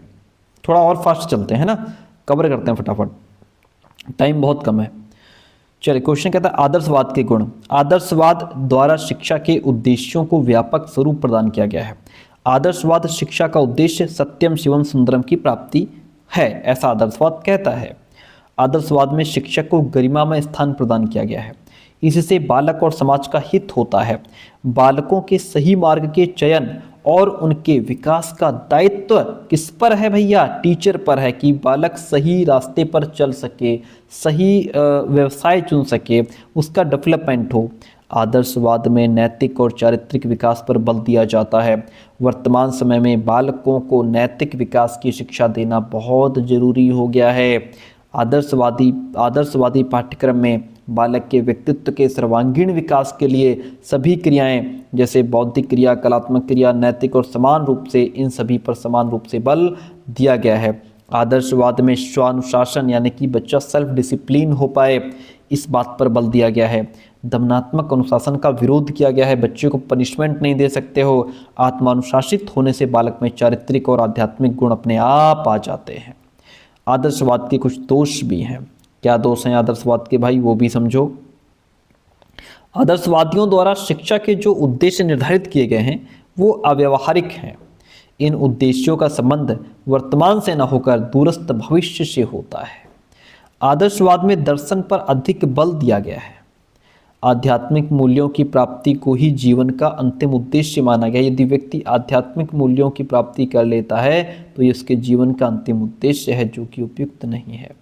आदर्शवादी शिक्षा में प्रयोगात्मक शिक्षण विधियों पर अधिक बल नहीं दिया, जो वर्तमान युग की आवश्यकता है। आदर्शवाद में आत्मानुभूति की बात कही जाती है। इसके लिए पाठ्यक्रम आध्यात्मिक विषयों को स्थान दिया गया है। पाठ्यक्रम में क्या किया गया है? आध्यात्मिक विषयों को स्थान दिया गया है, जबकि वर्तमान में वैज्ञानिक विषयों को स्थान दिया जा रहा है। तो यहाँ पे उस पाठ्यक्रम में क्या है? आध्यात्मिक, और आज के पाठ्यक्रम में वैज्ञानिक विषय की बात हो रही है। आधुनिक युग की शिक्षा बाल केंद्रित है, जहाँ पर बालक को सेंटर में रखा जाता है। बालक की रुचि, क्षमता, योग्यता, उसकी व्यक्तिगत भिन्नता को ध्यान में रखा जाता है। बालक का लेवल क्या है, कैसे उसको सिखाना है, बालक के हिसाब से चीज़ें होती हैं। जबकि आदर्शवाद में बालक का स्थान गौण और शिक्षक का स्थान सर्वोपरि होता है, यानी कि शिक्षक केंद्रित। मनोवैज्ञानिक दृष्टि से आदर्शवाद का यह सबसे बड़ा एक दोष माना गया है। तो हमने आदर्शवाद के गुण और दोष पढ़े। अब वर्धा योजना को हमें समझाना है। देखिए, वर्धा योजना को समझाते हैं। क्या है वर्धा योजना? चलिए, क्वेश्चन बहुत इंपॉर्टेंट पूछा जा सकता है आपसे। कहता है, अंग्रेजों की द्वैध शासन प्रणाली से भारतीय संतुष्ट नहीं थे। अंग्रेजों की जो द्वैध शासन प्रणाली चल रही थी, भारतीय उससे सेटिस्फाई नहीं थे। वे उसकी समाप्ति की मांग कर रहे थे कि ये समाप्त होना चाहिए। समय की नब्ज पहचानते हुए ब्रिटिश संसद ने 1935 में भारत सरकार अधिनियम पास किया। यह अधिनियम 1937 में लागू किया गया। इस अधिनियम से भारत में द्वैध शासन की संप्राप्ति हुई और प्रांतों में स्वशासन स्थापित हो गया। उस समय भारत 11 प्रांतों में विभाजित था। इन 11 प्रांतों में से 7 प्रांतों में कांग्रेस मंत्रिमंडल बने और एक नए युग की शुरुआत यहाँ से होती है। उस समय राष्ट्र का नेतृत्व गांधी जी के हाथों में था। गांधी जी ने 11 अगस्त 1937 के अखबार में प्रांतीय सरकारों को 7 से 14 वर्ष के बच्चों की शिक्षा का भार अपने ऊपर लाने का सुझाव दिया था। उसके बाद उन्होंने 2 अक्टूबर 1937 के हरिजन में लिखा कि प्राथमिक शिक्षा 7 वर्ष या इससे अधिक समय की हो और इसमें अंग्रेजी को छोड़कर वो सभी विषय पढ़ाए जाएं जिन्हें मैट्रिकुलेशन यानी कि हाई स्कूल परीक्षा के लिए पढ़ाया जाता है। साथ ही किसी हस्तशिल्प या उद्योग को अनिवार्य रूप से पढ़ाया और सिखाया जाए। गांधी जी के इन विचारों से देश में एक नई शैक्षिक क्रांति का शुभारंभ हो गया। अखिल भारतीय राष्ट्रीय शिक्षा सम्मेलन वर्धा की बात करते हैं। 22-23 अक्टूबर 1937 को वर्धा में मारवाड़ी शिक्षा मंडल की रजत जयंती मनाई जाने वाली थी। श्रीमन नारायण अग्रवाल इसके आयोजक थे। गांधी जी ने उन्हें इस अवसर पर एक शिक्षा सम्मेलन का आयोजन करने का सुझाव दिया। अग्रवाल साहब ने इस अवसर पर भारत के 7 कांग्रेस मंत्रिमंडलों के शिक्षा मंत्रियों और देश के चोटी के शीर्ष शिक्षा शास्त्रियों, विचारकों और राष्ट्रीय नेताओं को आमंत्रित किया और अखिल भारतीय राष्ट्रीय शिक्षा सम्मेलन का आयोजन किया। इसे वर्धा शिक्षा सम्मेलन भी कहा जाता है। इस सम्मेलन का सभापतित्व तो खुद गांधी जी ने किया था। किसने किया था? स्वयं गांधी जी ने। तो ये अखिल भारतीय राष्ट्रीय शिक्षा सम्मेलन वर्धा की बात हो रही थी। 30 नंबर क्वेश्चन आज का, बेसिक शिक्षा पर टिप्पणी लिखनी है अथवा बेसिक शिक्षा की रूपरेखा आपको बतानी है। डॉक्टर जाकिर हुसैन द्वारा प्रस्तुत रिपोर्ट जो बेसिक शिक्षा हरिपुरा कांग्रेस अधिवेशन में स्वीकार की गई, आगे उसका इस प्रकार से वर्णन है। पहला, बेसिक शिक्षा की रूपरेखा की बात करते हैं। देखिए, 7 से 14 आयु वर्ग के सभी बच्चों के लिए अनिवार्य और निःशुल्क प्राथमिक शिक्षा की व्यवस्था की जाए। शिक्षा का माध्यम मातृभाषा होना चाहिए। संपूर्ण शिक्षा किसी आधारभूत शिल्प अथवा उद्योग पर आधारित होनी चाहिए। शिल्प का चुनाव बच्चों की व्यक्ति योग्यता और क्षेत्रीय आवश्यकताओं के आधार पर होना चाहिए। बच्चों द्वारा निर्मित वस्तुओं का उपयोग हो और उनसे आर्थिक लाभ भी लिया जाए।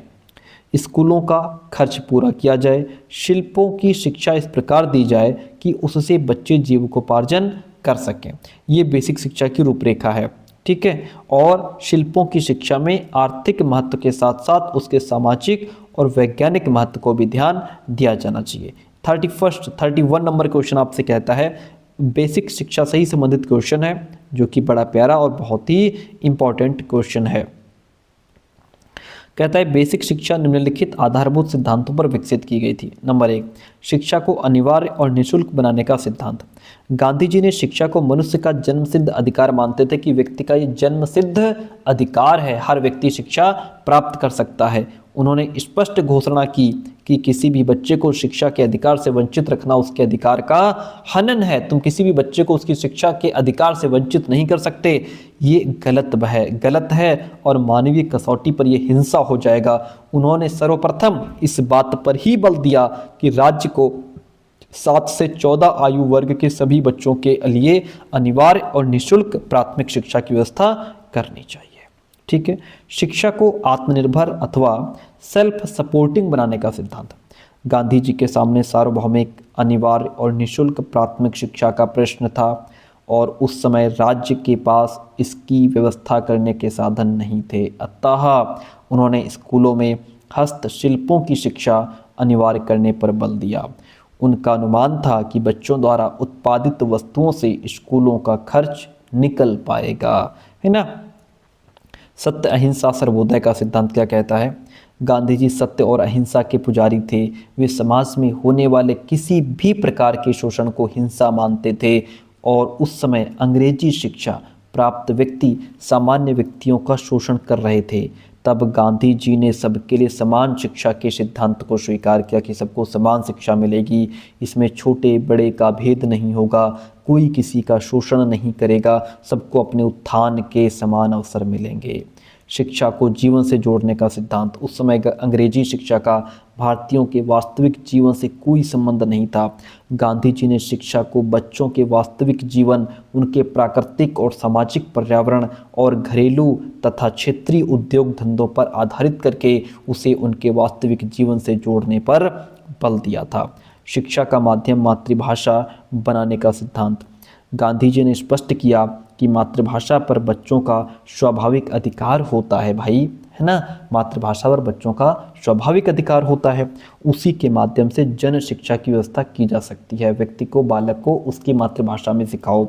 यही कारण है कि बेसिक शिक्षा अभिव्यक्ति की आधारभूत माध्यम मातृभाषा को शिक्षा का माध्यम बनाने का सिद्धांत स्वीकार किया गया। अगला पॉइंट, शिक्षा को हस्तकौशलों पर केंद्रित करने का सिद्धांत। शिक्षा को किसी हस्तकौशल अथवा उद्योग पर केंद्रित करने के पीछे गांधी जी के कई विचार थे। पहला, बच्चों को कायिक श्रम का महत्व बताना चाहते थे। दूसरा, बच्चों को स्वावलंबी बनाना चाहते थे। वे सबका उदय करना चाहते थे। वे शिक्षा को गाँव के जीवन से जोड़ना चाहते थे। वे शिक्षा को आत्मनिर्भर बनाना चाहते थे।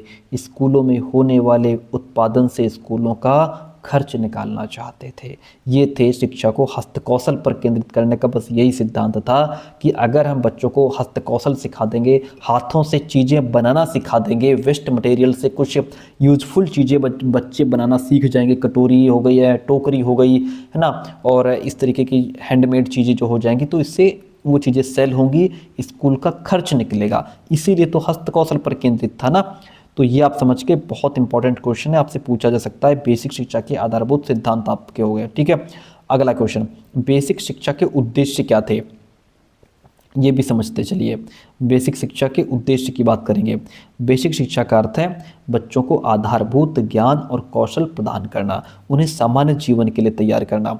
इसके लिए बेसिक शिक्षा के कुछ सिद्धांत निश्चित किए गए। क्या सिद्धांत हैं? शारीरिक और मानसिक विकास। देखिएगा, बहुत बढ़िया कहता है, शारीरिक और मानसिक विकास। बच्चे का फिजिकल डेवलपमेंट होना चाहिए, बच्चे का मेंटल डेवलपमेंट होना चाहिए। गांधी जी इस बात से अवगत थे कि मनुष्य एक मनोशारीरिक प्राणी है, इसलिए उन्होंने सर्वप्रथम उसके शारीरिक और मानसिक विकास पर बल दिया कि व्यक्ति का फिजिकल डेवलपमेंट होगा, मेंटल डेवलपमेंट होना चाहिए, मानसिक रूप से बच्चा विकसित होना चाहिए, और तदनुकूल शिक्षा की पाठचर्या का निर्माण करने पर भी बल दिया। सर्वोदय समाज की स्थापना। मनुष्य एक सामाजिक प्राणी है, अतः शिक्षा द्वारा मनुष्य का सामाजिक विकास होना चाहिए। परंतु गांधी जी का सामाजिक विकास से एक विशिष्ट अर्थ था।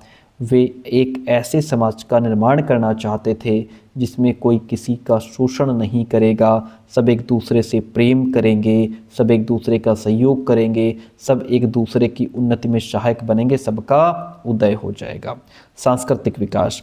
उस काल में उच्च वर्ग के भारतीय पाश्चात्य संस्कृति के प्रशंसक होते जा रहे थे, तब गांधी जी ने बड़े बलपूर्वक लिखा था कि यदि किसी स्थिति में पहुंचकर कोई पीढ़ी अपने पूर्वजों के प्रयासों से पूर्णतया अनभिज्ञ हो जाती है या उसे अपनी संस्कृति पर लज्जा आने लगती है, जिस दिन व्यक्ति अपनी संस्कृति पर उसे शर्माने लगेगा तो वो नष्ट हो जाएगी। इसलिए उन्होंने अपनी भारतीय संस्कृति की रक्षा के लिए बेसिक शिक्षा का विधान किया था।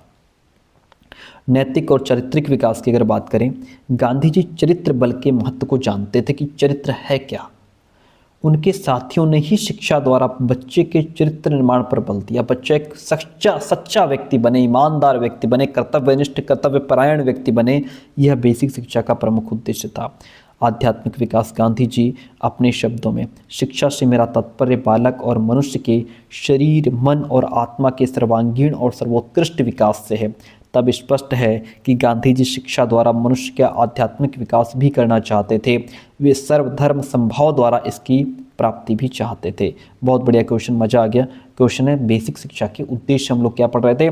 शारीरिक मानसिक विकास हो, सर्वोदय समाज की स्थापना हो, सांस्कृतिक विकास हो, चारित्रिक नैतिक विकास हो, आध्यात्मिक विकास होना चाहिए। अब है बेसिक शिक्षा के गुण और दोषों का उल्लेख कीजिए अथवा बेसिक शिक्षा का मूल्यांकन कीजिए। अगर हम बेसिक शिक्षा के गुण की बात करेंगे तो इसमें आ जाएगा आत्मनिर्भर योजना है ये, ठीक है। मनुष्य के सर्वांगीण विकास पर बल दे रही है, जिसमें बालक का हर तरीके का डेवलपमेंट होना चाहिए। वास्तविक जीवन की तैयारी की बात करती है। भारतीयों के लिए आधारभूत पाठचर्या है। वर्ग भेद की समाप्ति कर देती है। शारीरिक और मानसिक श्रम के अंतर की समाप्ति इसमें कर दी जाती है। क्रिया प्रधान है, इसमें बच्चे को हैंडमेड चीज़ें सिखाई जाती हैं, हस्त कौशल सिखाया जाता है। समस्त ज्ञान और क्रियाओं में एकीकरण है। शिक्षा का माध्यम मातृभाषा की बात इसमें की गई है। अब इसमें कुछ कमियां भी हैं। क्या कमियां हैं भैया, वो भी जान लो। कमी यह है कि ये अपूर्ण है। उच्च शिक्षा से संबंध का इसका अभाव कम है, मतलब अभाव है। उच्च शिक्षा से पूरी तरह जुड़ी नहीं है। नगरीय क्षेत्रों के लिए बहुत उचित नहीं है। हस्त कौशलों पर ज़्यादा बल है, पढ़ाई लिखाई पर कम है। कच्चे माल की बर्बादी हो रही है। समय और शक्ति का बहुत खर्च हो रहा है इसमें। शिक्षण विधि अस्वाभाविक है। श्रृंखलाबद्ध शिक्षण असंभव है। धार्मिक शिक्षा का भी अभाव देखने को मिला है। अगला क्वेश्चन, जे कृष्णमूर्ति के शैक्षिक विचारों की वर्तमान समय में प्रासंगिकता पर एक निबंध लिखिए। जे कृष्णमूर्ति के शैक्षिक विचार क्या हैं, इनको समझिए। जे कृष्णमूर्ति की बात हम लोग करने जा रहे हैं। देखिएगा क्या कहता है पॉइंट। जे कृष्णमूर्ति के शैक्षिक विचार, वास्तव में कृष्णमूर्ति के शैक्षिक विचार उनके दार्शनिक विचारों के ही प्रतिबिंब हैं। अपने स्वयं के अनुभवों के द्वारा ही दार्शनिक विचारों को प्रतिपादित किया था, स्वयं के अनुभवों के द्वारा ही, ठीक है। और इन्हीं का अवतरण है शैक्षिक विचार। उनका मानना था कि यदि इन विचारों का भागी बालकों को बनाया जाए और इसी के अनुरूप शिक्षित किया जाए तो वास्तव में एक नवीन संस्कृति और नवीन विश्व का निर्माण हो सकता है। कृष्णमूर्ति के शिक्षा का अर्थ यह है, शिक्षा का अर्थ क्या है? आत्मबोध ग्रहण करना, अर्थात बालक स्वयं को समझने योग्य बन पाए, है ना। शिक्षा का अर्थ है अधिगम की कला, सीखने की कला बालक के अंदर होनी चाहिए। बालक धर्म के वास्तविक स्वरूप को समझने की क्षमता उसके अंदर आ जाए। जीवन के अर्थ को उसकी समग्रता में समझना है। शिक्षा का अर्थ क्या है? जीवन के अर्थ को उसकी समग्रता में समझना। शिक्षा का अर्थ कार्य क्षमता का विस्तार करना है कि शिक्षा अगर आप बच्चे ने ग्रहण की है, ऐसी शिक्षा ग्रहण करे कि उसके कार्य क्षमता में क्या हो जाए? बढ़ोतरी हो जाए। अगला पॉइंट लीजिए, कहता है शिक्षा के उद्देश्य क्या है। एक तो इनका उद्देश्य है कि सृजनात्मकता, बच्चे के अंदर क्रिएटिविटी डेवलप होनी चाहिए। क्या होना चाहिए? बच्चे के अंदर क्रिएटिविटी आ जाए। कृष्णमूर्ति ने शिक्षा का उद्देश्य सृजनात्मक विकास से लगाया है। सृजनात्मकता से इसका अर्थ क्या है? शरीर, मन और आत्मा तीनों की सृजनशीलता से है। इनके द्वारा बालकों पर किसी अन्य के विचारों को लादना नहीं चाहिए, बल्कि उन्हें अपने डिसीजंस लेने और काम करने के फ्री अवसर देने चाहिए। बालक जो है फ्री होकर के काम कर पाए। व्यावसायिक प्रशिक्षण, कृष्णमूर्ति का कहना है कि प्रत्येक व्यक्ति को अपनी आजीविका के लिए कोई ना कोई व्यवसाय तो करना ही होता है। अपनी रोजी रोटी के लिए कोई ना कोई व्यवसाय तो करना ही पड़ता है। इसलिए शिक्षा का उद्देश्य किसी न किसी व्यवसाय के लिए निपुणता प्रदान करना होना चाहिए। संवेदनशीलता का विकास, कृष्णमूर्ति कहते हैं कि शिक्षा का उद्देश्य बालक को संवेदनशील बनाना है।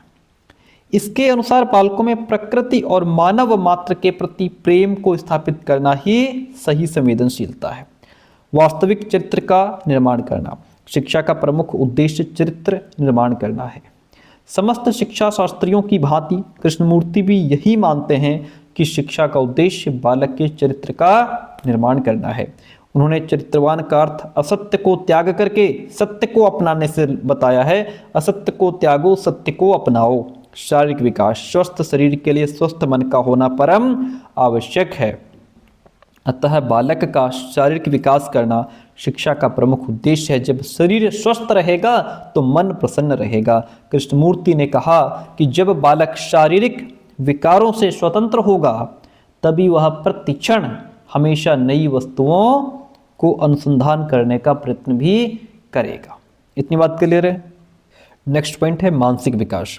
कृष्णमूर्ति ने शिक्षा का उद्देश्य बालक को दिए जाने वाले विभिन्न ज्ञान के साथ साथ उसके मन को परंपराओं के बोझ से स्वतंत्र करना भी बताया है, जिससे वो आविष्कार करने, खोज करने और शोध करने में समर्थ हो सके। ठीक है, तो ये हम लोग पढ़ रहे थे जे कृष्णमूर्ति को कि जे कृष्णमूर्ति के शैक्षिक विचार क्या हैं, कृष्णमूर्ति के अनुसार शिक्षा का अर्थ क्या है, उन्होंने क्या उद्देश्य बताए हैं। कृष्णमूर्ति ने कहा कि शिक्षा का उद्देश्य बच्चे के अंदर क्रिएटिविटी डेवलप हो, व्यावसायिक प्रशिक्षण हो देना चाहिए कि किस व्यवसाय, जो भी व्यवसाय बालक करना चाहता है उससे रिलेटेड उसको ट्रेनिंग दी जाए। संवेदनशीलता बच्चे के अंदर आनी चाहिए, वास्तविक चरित्र का निर्माण हो, फिजिकल डेवलपमेंट हो, मेंटल डेवलपमेंट होना चाहिए। ये क्वेश्चन लास्ट ईयर आया था, रूसो की निषेधात्मक शिक्षा। बहुत बढ़िया क्वेश्चन है। रूसो की निषेधात्मक शिक्षा की संकल्पना क्या है, उदाहरण सहित बताइए, अथवा नकारात्मक शिक्षा के कॉन्सेप्ट की विवेचना आपको करनी है। यहाँ पे रूसो की निषेधात्मक शिक्षा आपको बतानी है। बाल्यकाल में नैतिक, बौद्धिक और शारीरिक प्रशिक्षण के लिए रूसो निषेधात्मक शिक्षा का समर्थक है। वो कहता है, मैं निषेधात्मक शिक्षा उसे कहता हूँ जो ज्ञान देने के पूर्व ज्ञान ग्रहण करने वाले अंगों को मजबूत बनाती है। ज्ञान देने से पहले जो ज्ञान ग्रहण करने वाले अंग हैं वो मजबूत हैं कि नहीं है। बच्चे को लिखना सिखा रहे हो, क्या बच्चे की उंगलियों की मांसपेशियां इतनी मजबूत हो गई हैं कि वो पेंसिल को पकड़ पाए, ग्रिप पकड़ पाए, उसको बढ़िया से लिखना सीख पाए बालक। क्या बालक की फिंगर्स, मांसपेशियां इतनी मजबूत हो गई हैं, क्या उसका ब्रेन इतना डेवलप हो गया है जो तुम उसके लेवल का सिखा रहे हो।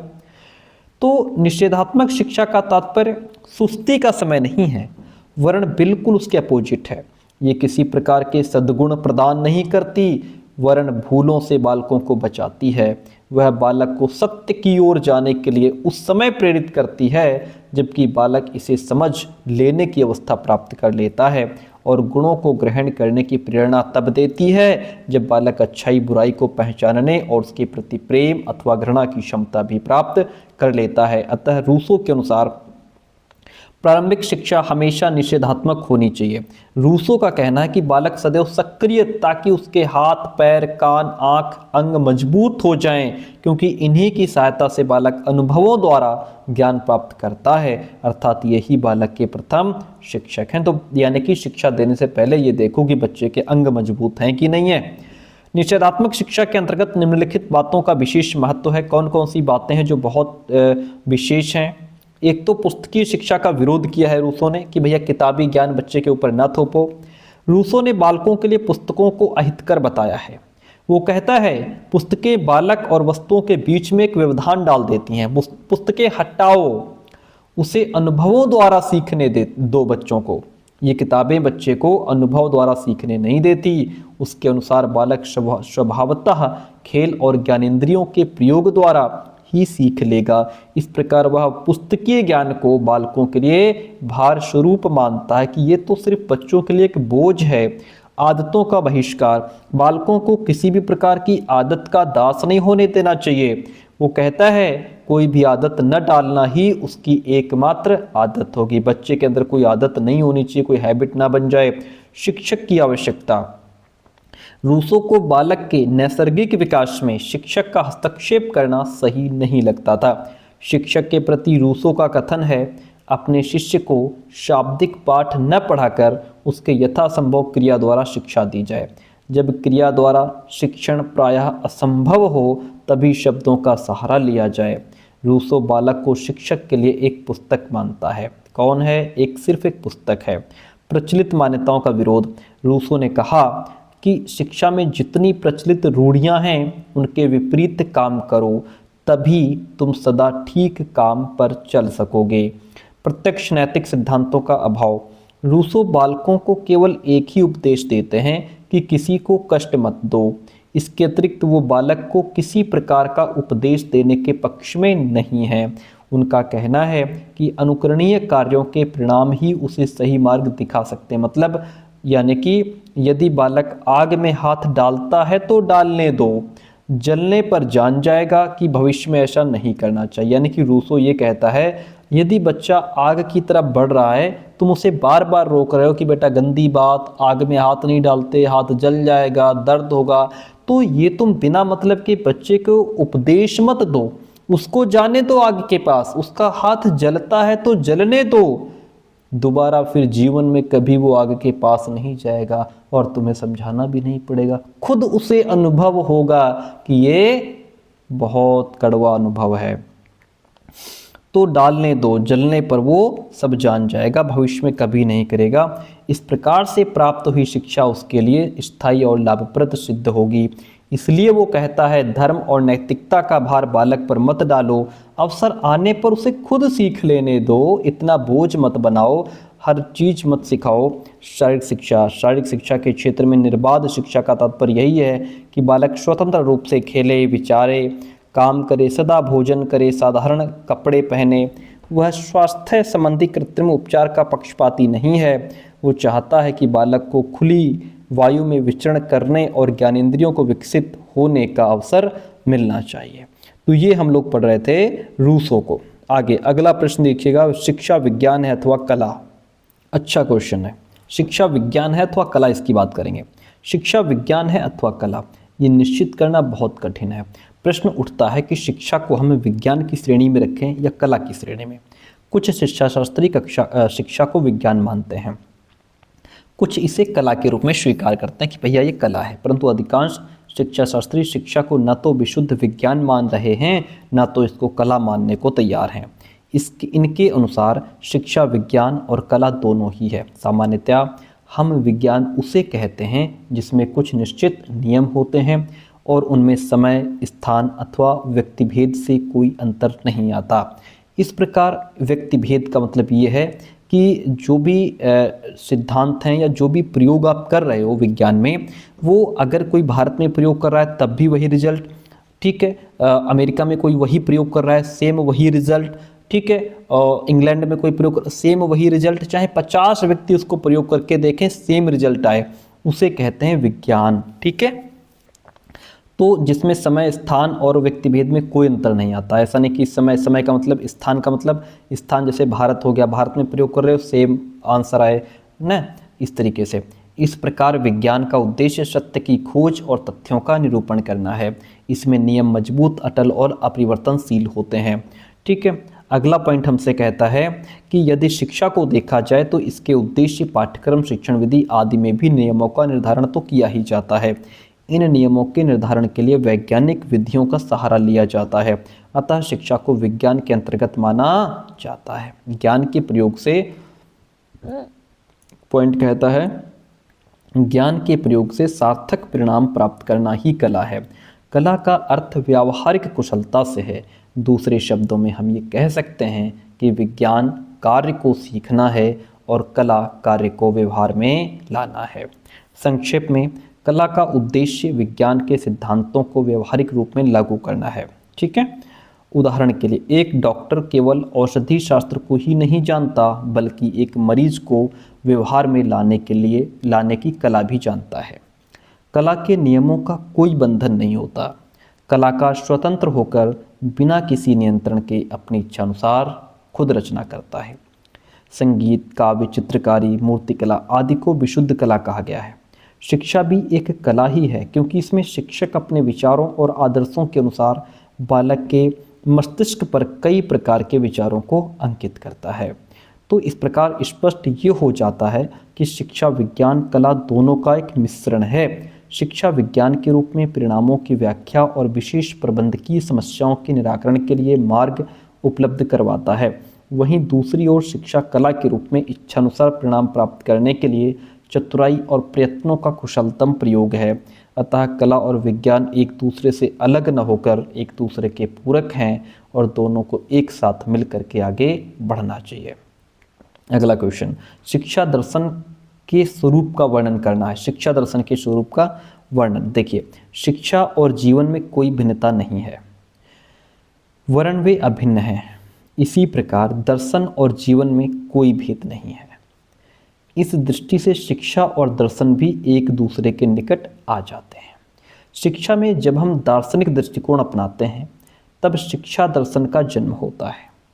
जब हम दर्शन के स्वरूप पर विचार करते हैं तो शिक्षा दर्शन दर्शन के विभिन्न विभागों में से एक विभाग माना जाता है।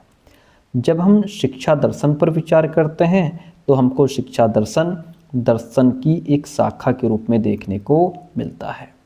दर्शन में मौलिक सिद्धांतों की खोज की जाती है और उन सिद्धांतों को शिक्षा में विस्तृत किया जाता है या लाया जाता है। इस प्रकार शिक्षा दर्शन में दार्शनिक सिद्धांतों का शिक्षा के क्षेत्र में व्यवहार किस प्रकार होता है और होना चाहिए ये बताया जाता है। दर्शन का वास्तविक कार्य शिक्षा की समस्याओं का समाधान खोजना है। इस युक्ति से संपूर्ण दर्शन ही शिक्षा दर्शन है। ड्यूवी के अनुसार शिक्षा दर्शन में बाहर से सिद्धांत बनाकर लागू नहीं किए जा सकते।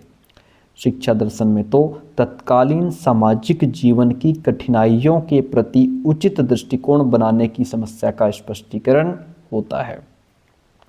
अतः शिक्षा दर्शन को बाहरी सिद्धांतों का व्यवहारत रूप नहीं समझना चाहिए। इस प्रकार के ड्यूवी के अनुसार दर्शन स्वयं ही शिक्षा का सिद्धांतीकरण है। जैन दर्शन का मूल्यांकन की बात कर लेते हैं। देखिएगा, जैन दर्शन के अनुसार शिक्षा वो प्रक्रिया है जो समाज, कर्म, व्यवहार, व्यवसाय, जीवन आदि के विचार से व्यक्ति को स्वयं और समाज दोनों के लिए हितकारी बनाए। जैन दर्शन में शिक्षा के उद्देश्य मानव को व्यावहारिक जीवन में सफलता और मोक्ष प्राप्ति के लिए तैयार करना है। दूसरे शब्दों में जैन दर्शन पर आधारित शिक्षा का उद्देश्य व्यक्तिगत और सामूहिक जीवन में कैसे व्यवहार किया जाए ये सीखना और सिखाना है। जैन दर्शन में शिक्षक और शिक्षार्थी दोनों के लिए 5 महाव्रत सत्य, अहिंसा, अस्तेय, अपरिग्रह और ब्रह्मचर्य के पालन और 4 कषाय क्रोध, लोभ, मोह और अहंकार के परित्याग का उपदेश दिया गया है।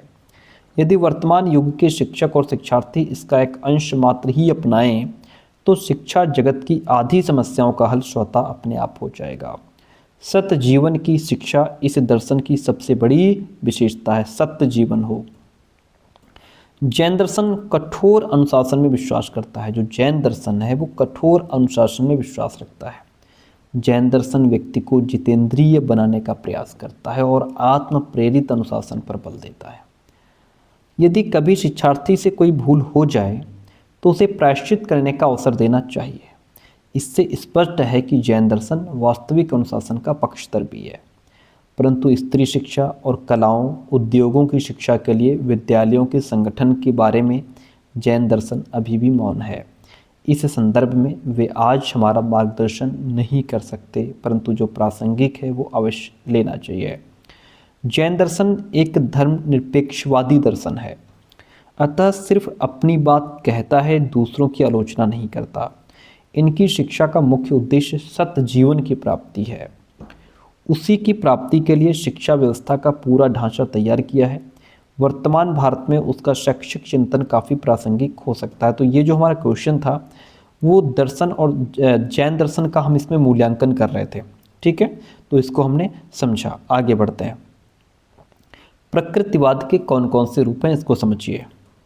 प्रकृतिवाद के कौन कौन से रूप हैं? देखिए, दार्शनिक सिद्धांतों की दृष्टि से प्रकृतिवाद के 3 रूप माने जाते हैं। एक तो है पदार्थवादी प्रकृतिवाद।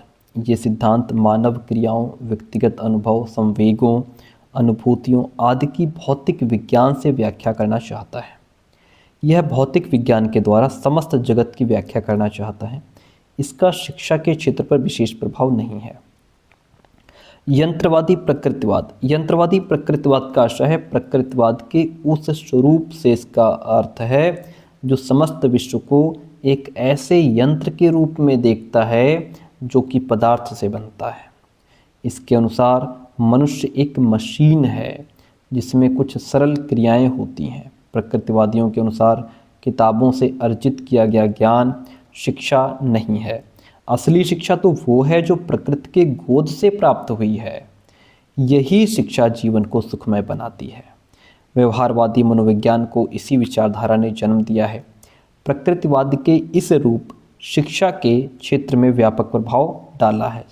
प्रकृतिवाद के इस रूप ने शिक्षा के क्षेत्र में बड़ा प्रभाव डाला है। जैविक प्रकृतिवाद, ये विचारक मनुष्य की नैसर्गिक शक्तियों के नैसर्गिक विकास के पक्ष में है। ये मनुष्य को अपने जीवन की रक्षा करने में सक्षम कर देना चाहते हैं और इसके लिए उसे अपने पर्यावरण के अनुसार बनाने पर बल देते हैं। शिक्षा व्यक्ति का बाहरी पर्यावरण के साथ एक समायोजन है। चार्ल्स डार्विन ने विकास की प्रक्रिया में अस्तित्व के लिए संघर्ष और उपयुक्ततम की विजय के सिद्धांतों को महत्वपूर्ण माना है। इसके अनुसार आत्मसंरक्षण ही प्राकृतिक जगत में सबसे बड़ा नियम है। तो ये आप समझ गए, जिसमें प्रकृतिवाद के अलग अलग रूप पूछ रहा था। बहुत अच्छा क्वेश्चन। अब देखिए प्रयोजनवाद शिक्षा दर्शन का मूल्यांकन करेंगे। निश्चित रूप से शिक्षा के क्षेत्र में प्रयोजनवाद का सराहनीय योगदान रहा है, परंतु फिर भी इसका सैद्धांतिक मूल्यांकन जरूरी है। इसके लिए प्रयोजनवाद के गुण दोषों का उल्लेख करना भी आवश्यक है। कैसे? नंबर 1 तो गुण की बात करेंगे। देखिएगा, यह सामाजिक और जनतांत्रिक शिक्षा है क्योंकि यह स्वतंत्रता, समानता आदि गुणों का विकास करती है। प्रयोजनवाद विचार की बजाय क्रिया को ज़्यादा इंपॉर्टेंस देता है। दूसरी बात, प्रयोजनवाद बाल केंद्रित है। बालक का व्यक्तित्व, उसकी आवश्यकताएं, उसके अनुभव शिक्षा प्रक्रिया की विषय वस्तु है। प्रयोजनवाद ने शिक्षा को वर्तमान परिस्थितियों और आवश्यकताओं के अनुकूल नया रूप प्रदान करने का महत्वपूर्ण काम किया है। प्रयोजनवाद ने शिक्षा के सहयोग से बालक को व्यावहारिक जीवन के लिए तैयार करना, उसके व्यक्तित्व के विकास की सही शिक्षा समझी है। इन्होंने शिक्षा को जो योगदान दिया है उसकी अवहेलना नहीं की जा सकती, क्योंकि इसकी सबसे महत्वपूर्ण देन प्रोजेक्ट पद्धति है। प्रयोजनवाद ने प्रोजेक्ट पद्धति दी है। इन्होंने शिक्षा के क्षेत्र में अनुशासन की बिल्कुल नई व्याख्या प्रस्तुत की है। कौन? हम बात कर रहे हैं प्रयोजनवाद की। इसकी कुछ सीमाएं हैं, कुछ लिमिटेशंस हैं। क्या सीमाएं हैं इसकी, वो समझिए। जहां एक और प्रयोजनवाद में उपयुक्त वर्णित गुण हैं, वहीं दूसरी ओर अन्य विभिन्न प्रणालियों के ही समान प्रयोजनवाद में कुछ दोष भी हैं। क्या दोष हैं? एक तो शाश्वत मूल्यों की उपेक्षा हुई है। प्रयोजनवाद किसी भी पूर्व निश्चित आदर्शों अथवा चिरंतन मूल्यों को नहीं मानता, पहले से निश्चित आदर्शों उद्देश्यों को नहीं मानता और आध्यात्मिक जगत की उपेक्षा करता है। इसका अर्थ यह है कि उसके अनुसार प्रत्येक व्यक्ति स्वयं ही अपने मूल्यों का सृजन करता है, जो उसके साथ ही समाप्त हो जाते हैं। यह इस वाद की बहुत बड़ी कमी है। शिक्षा के कोई निश्चित उद्देश्य नहीं। प्रयोजनवाद के अनुसार यह जगत और उसकी वस्तुएं परिवर्तनशील हैं, अतः शिक्षा के उद्देश्य भी निर्माणावस्था में है। कोई पूर्व निश्चित उद्देश्य नहीं है। इस रूप में ये वाद शिक्षा को ही निरुद्देश्य बना देता है। बालक अनुभव का केंद्र। प्रयोजनवाद में बालक को अनुभव का केंद्र माना गया है, जिसका अर्थ है वो केवल सामाजिक है, उसका कोई आत्मिक या आध्यात्मिक पक्ष नहीं है। ये विचार भ्रामक है। सत्य को परिवर्तनशील मानना अनुचित है। प्रयोजनवादी सत्य को भी परिवर्तनशील मानते हैं, जो सर्वथा अनुचित है। सत्य परिवर्तनशील नहीं है, बल्कि सत्य से संबंधित विचारों में परिवर्तन आता है। सत्य परिवर्तनशील नहीं है, बल्कि सत्य से संबंधित विचारों में परिवर्तन आ सकता है, सत्य में नहीं। और फिर है भूतकाल की उपेक्षा। प्रयोजनवादी विचारधारा अतीत की पूर्ण उपेक्षा करती है और वर्तमान तथा भविष्य की को महत्वपूर्ण समझती है।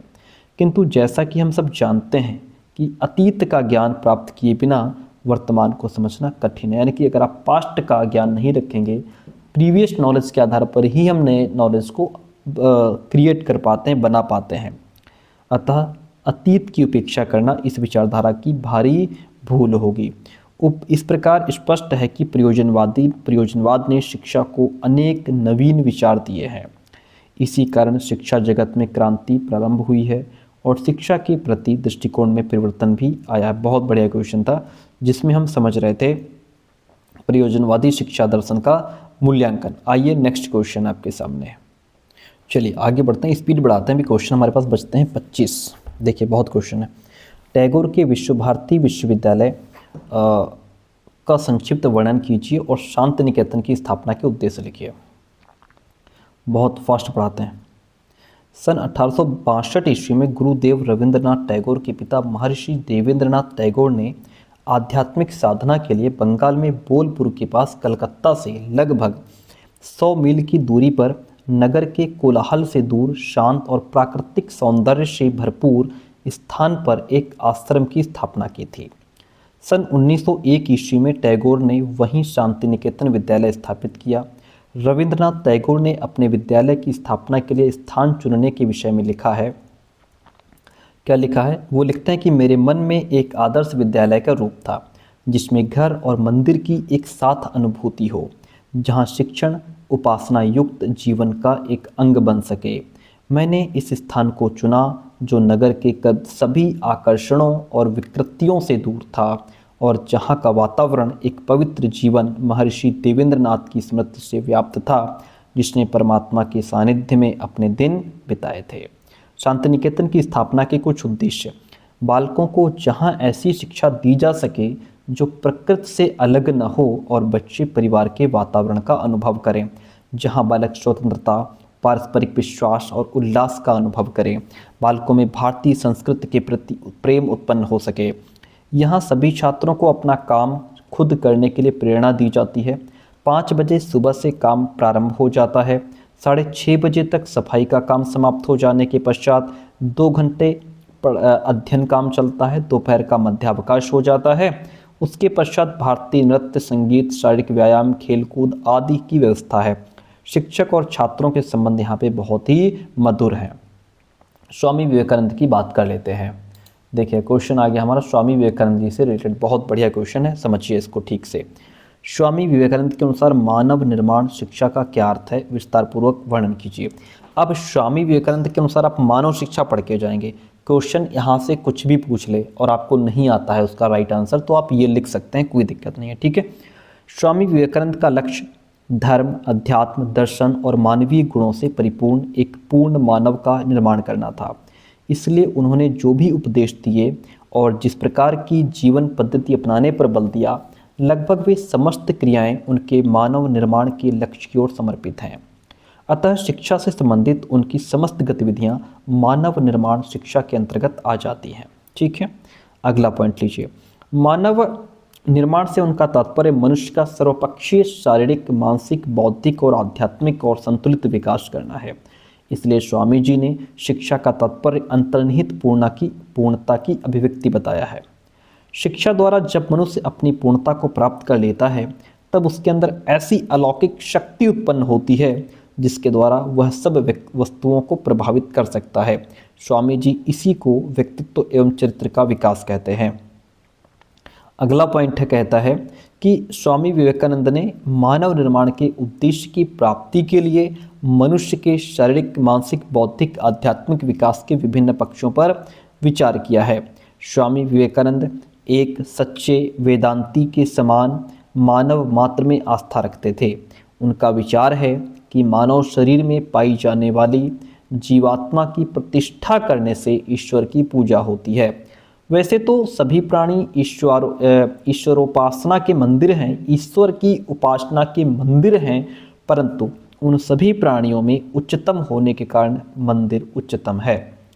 स्वामी जी के अनुसार जिस क्षण हम ये अनुभव कर लेते हैं कि मानव शरीर में ईश्वर विद्यमान है और प्रत्येक मनुष्य को ईश्वर के समान सम्मान देना भी शुरू कर देते हैं, उसी क्षण हमें ईश्वर के दर्शन हो जाते हैं। स्वामी जी की मानव मात्र को देखने की यह सृष्टि वेदांत दर्शन की देन है। वेदांती भी संसार के सभी मानवों को ब्रह्ममेय मानते हैं, सभी में ईश्वर का रूप देखते हैं। बढ़िया क्वेश्चन स्वामी विवेकानंद जी का। पालो फ्रेरे को समझते हैं। फ्रेरे के पाठ्यक्रम संबंधी विचारों का वर्णन कीजिए। वो पाठ्यक्रम को लेकर के क्या कहते हैं? वो कहते हैं एक तो भैया ऐसा है कि आपका जो पाठ्यक्रम है ना वो सरल होना चाहिए, सरल करके पढ़ाओ। फ्रेरे के अनुसार ऐसे विषय जिनमें बालक फेल हो जाते हैं जैसे मैथ्स, हिस्ट्री, भूगोल, टीचर्स को इनको सरल करके पढ़ाना चाहिए। पाठ्यक्रम का पुनर्गठन हो। फ्रेरे ने पाठ्यक्रम को पुनर्गठित करना चाहते थे। इसके लिए उन्होंने कहा कि दार्शनिक, कला शिक्षक, भौतिक विज्ञान, समाजशास्त्र की सहायता की जरूरत है। पाठ्यक्रम को विस्तृत और उपयोगी बनाने के लिए इनकी सहायता जरूरी है।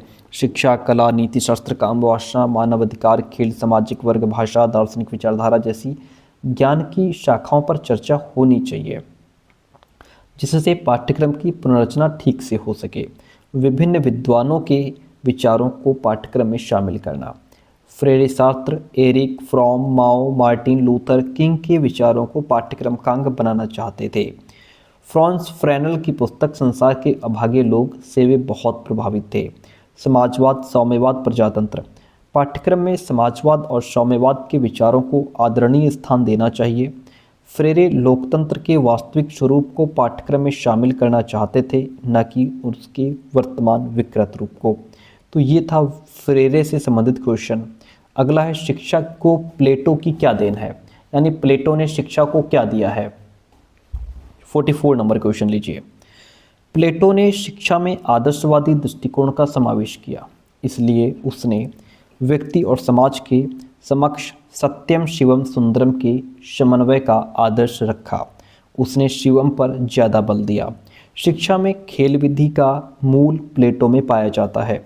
प्लेटो ने बताया कि खेल में बालक अपने आप को स्वतंत्रतापूर्वक अभिव्यक्त करता है।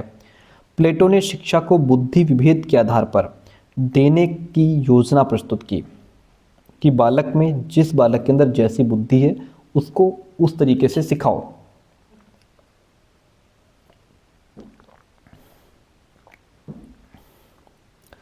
बुद्धि विभेद के आधार पर, यानी कि हर बच्चे की बुद्धि एक जैसे नहीं होती, जिस बच्चे की जैसी बुद्धि है उसको वैसा सिखाओ। इस प्रकार उसने बालक की शिक्षा को मनोविज्ञान आधार प्रदान किया। प्लेटो स्त्री और पुरुष की समानता की घोषणा करने वाला प्रथम विचारक था। शिक्षा देना राज्य का कर्तव्य है, यह सिद्धांत प्लेटो की ही देन है। यथार्थवाद का मूल्यांकन कीजिए भाई। बहुत बढ़िया। यथार्थवाद वो दार्शनिक विचारधारा है जो प्रत्यक्ष ज्ञान को ही सत्य मानती है। इसके अनुसार शिक्षा का उद्देश्य जीवन को पूरी तरह सुखद बनाकर जीवन व्यतीत करने से है। इस दर्शन के उचित मूल्यांकन हेतु हमें सकारात्मक और नकारात्मक पक्ष अर्थात गुण और दोष दोनों का ज्ञान होना भी आवश्यक है। इस दर्शन की प्रमुख देन निम्न प्रकार है। क्या है?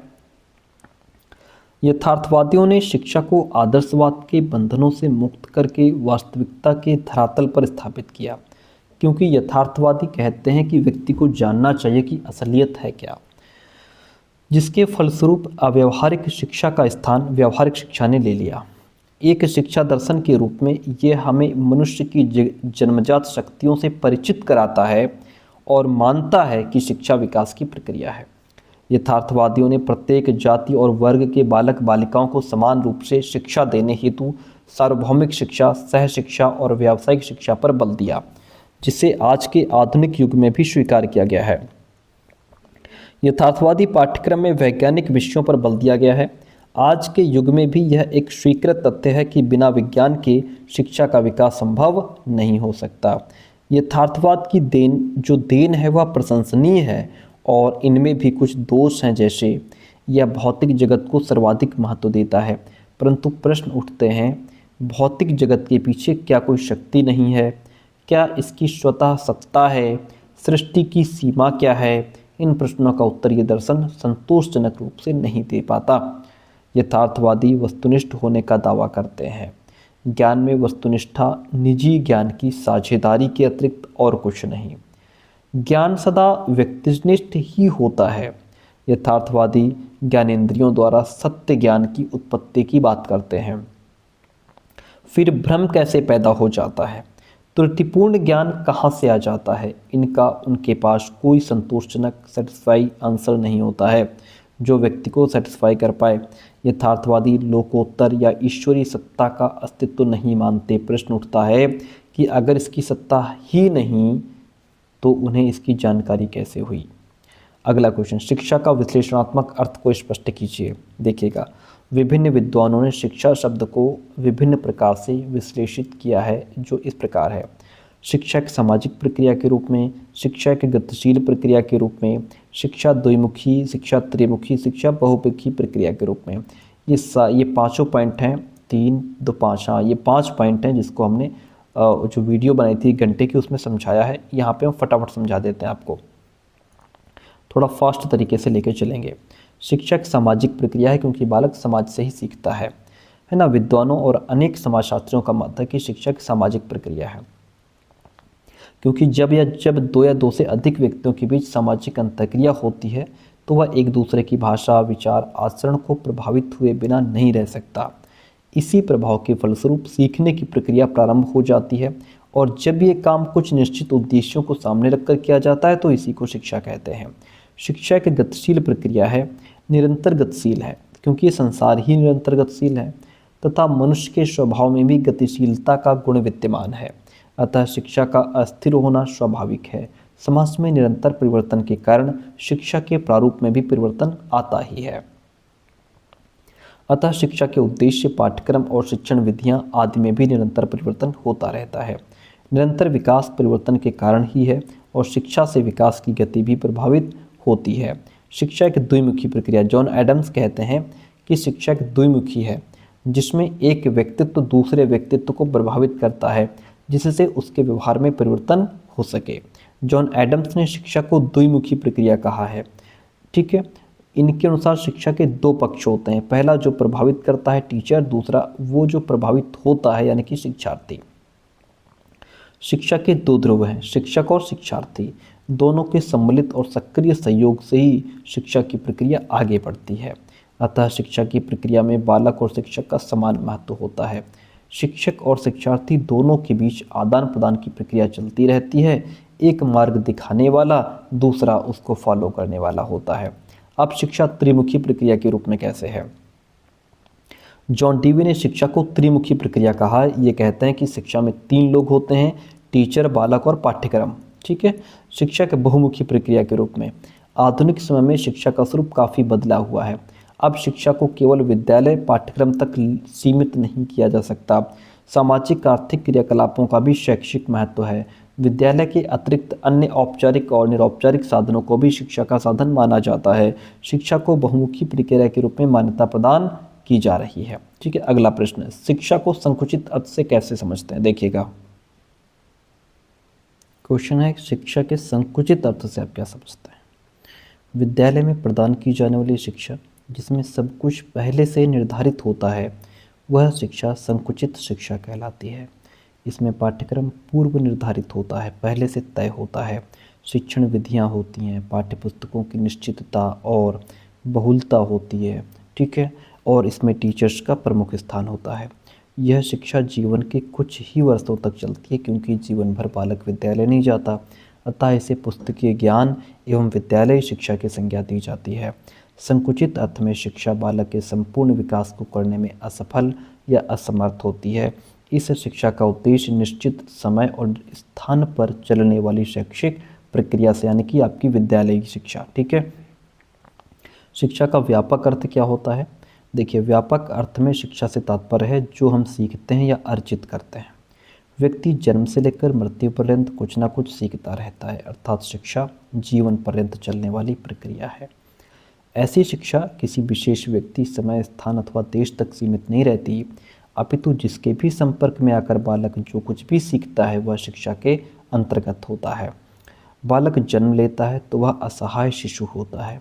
उसी अवस्था से ही उसकी लर्निंग प्रोसेस शुरू हो जाती है।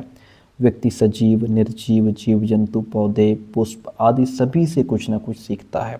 ये प्रक्रिया जीवन पर्यंत चलती रहती है। बालक जिन व्यक्तियों, वस्तुओं के संपर्क में आता है वो ही उनके शिक्षक हैं। उसके जीवन भर के संपूर्ण अनुभव जो उसे सिखाते हैं वह भी शिक्षक हैं। अगला क्वेश्चन, शिक्षा का वास्तविक अर्थ क्या है? इसको समझिए, बहुत ही बढ़िया क्वेश्चन है। वास्तव में शिक्षा क्या है? इस प्रश्न का उत्तर ना तो उसके संकुचित अर्थ से प्राप्त हुआ है न व्यापक अर्थ से।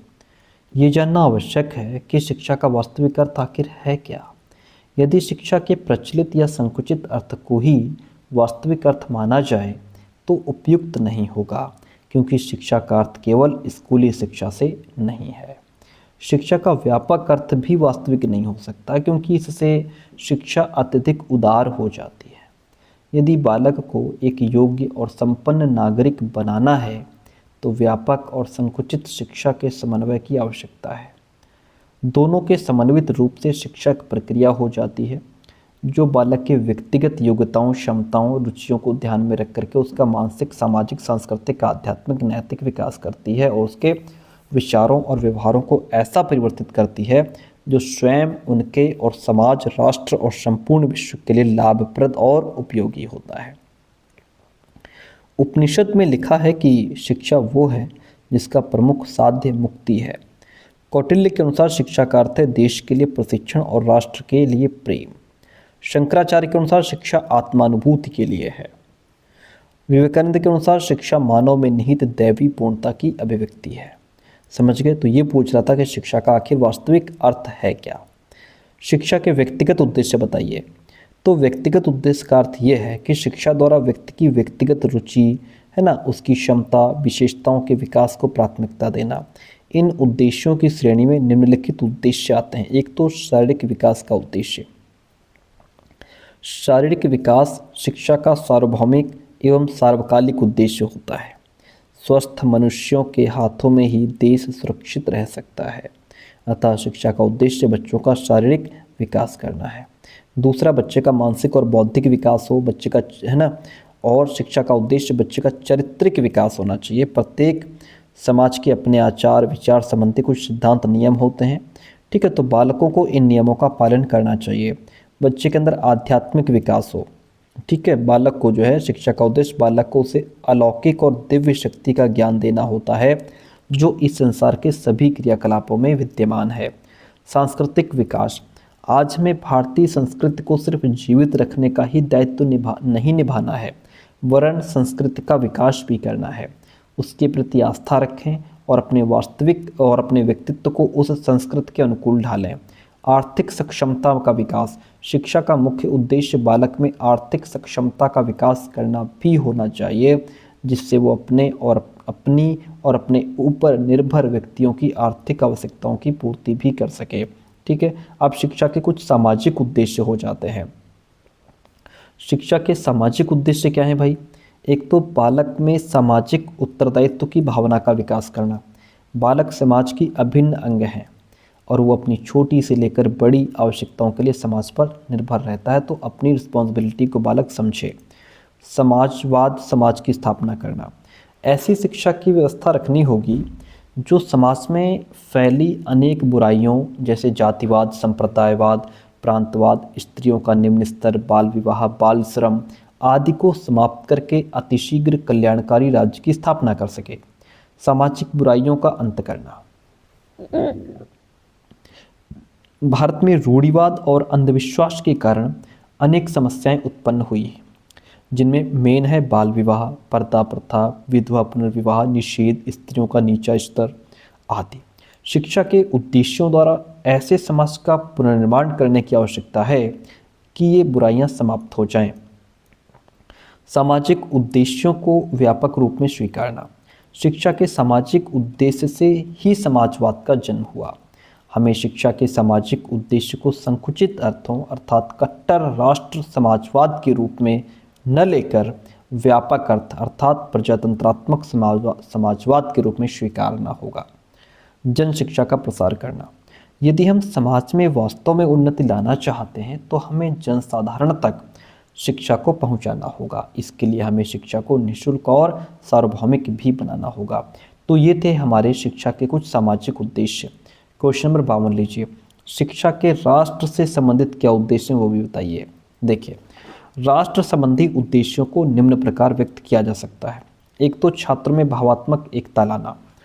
शिक्षा बालकों के अंदर मैं के स्थान पर हम की भावना जागृत करती है और साथ ही संवेगों को उचित दिशा एवं प्रशिक्षण प्रदान करती है, जो भावात्मक एकता लाने में अपनी सक्रिय भूमिका निभाते हैं। राष्ट्रीय भावना की एकता उत्पन्न हो बच्चों के अंदर। राष्ट्रीय एकता के मार्ग में आने वाली बाधाओं को दूर करने के लिए शिक्षा द्वारा प्रत्येक नागरिक में देश प्रेम की भावना का विकास करना होगा। अंतर्राष्ट्रीय भ्रातृ भाव भावना का विकास। शिक्षा द्वारा वसुधैव कुटुंबकम की भावना को फैलाकर ही संसार में होने वाली कटुता और आतंकवाद को रोका जा सकता है। गरीबी और बेरोजगारी को दूर करना। भारत देश जहां गरीबी और बेरोजगारी दिन प्रतिदिन बढ़ती जा रही है, हमें शिक्षा का प्रारूप इस प्रकार बनाना होगा कि वह गरीबी के स्तर से ऊंचा उठ सके और व्यवसाय प्राप्ति में सहयोग दे सके।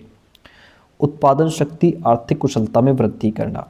आज हमारे देश में जनसंख्या जिस तेजी से बढ़ रही है, उस तेजी से उत्पादन नहीं बढ़ रहा। शिक्षा के उद्देश्यों में उत्पादन में वृद्धि करना भी एक प्रमुख उद्देश्य है। ठीक है, इतनी बात क्लियर है। चलो फटाफट निपटाते हैं। पाठ्यक्रम निर्माण में दर्शन का क्या महत्व है? देखिए, शिक्षा के उद्देश्यों के समान ही पाठ्यक्रम निर्धारण में भी दर्शन का महत्वपूर्ण योगदान होता है। जिस देश में, जिस युग में जिस प्रकार की विचारधाराएं और आदर्श होते हैं, उसी के अनुकूल पाठ्यक्रम का निर्धारण भी किया जाता है। पाठ्यक्रम पर दर्शन का बहुत प्रभाव पड़ता है। क्या प्रभाव? एक तो आदर्शवाद।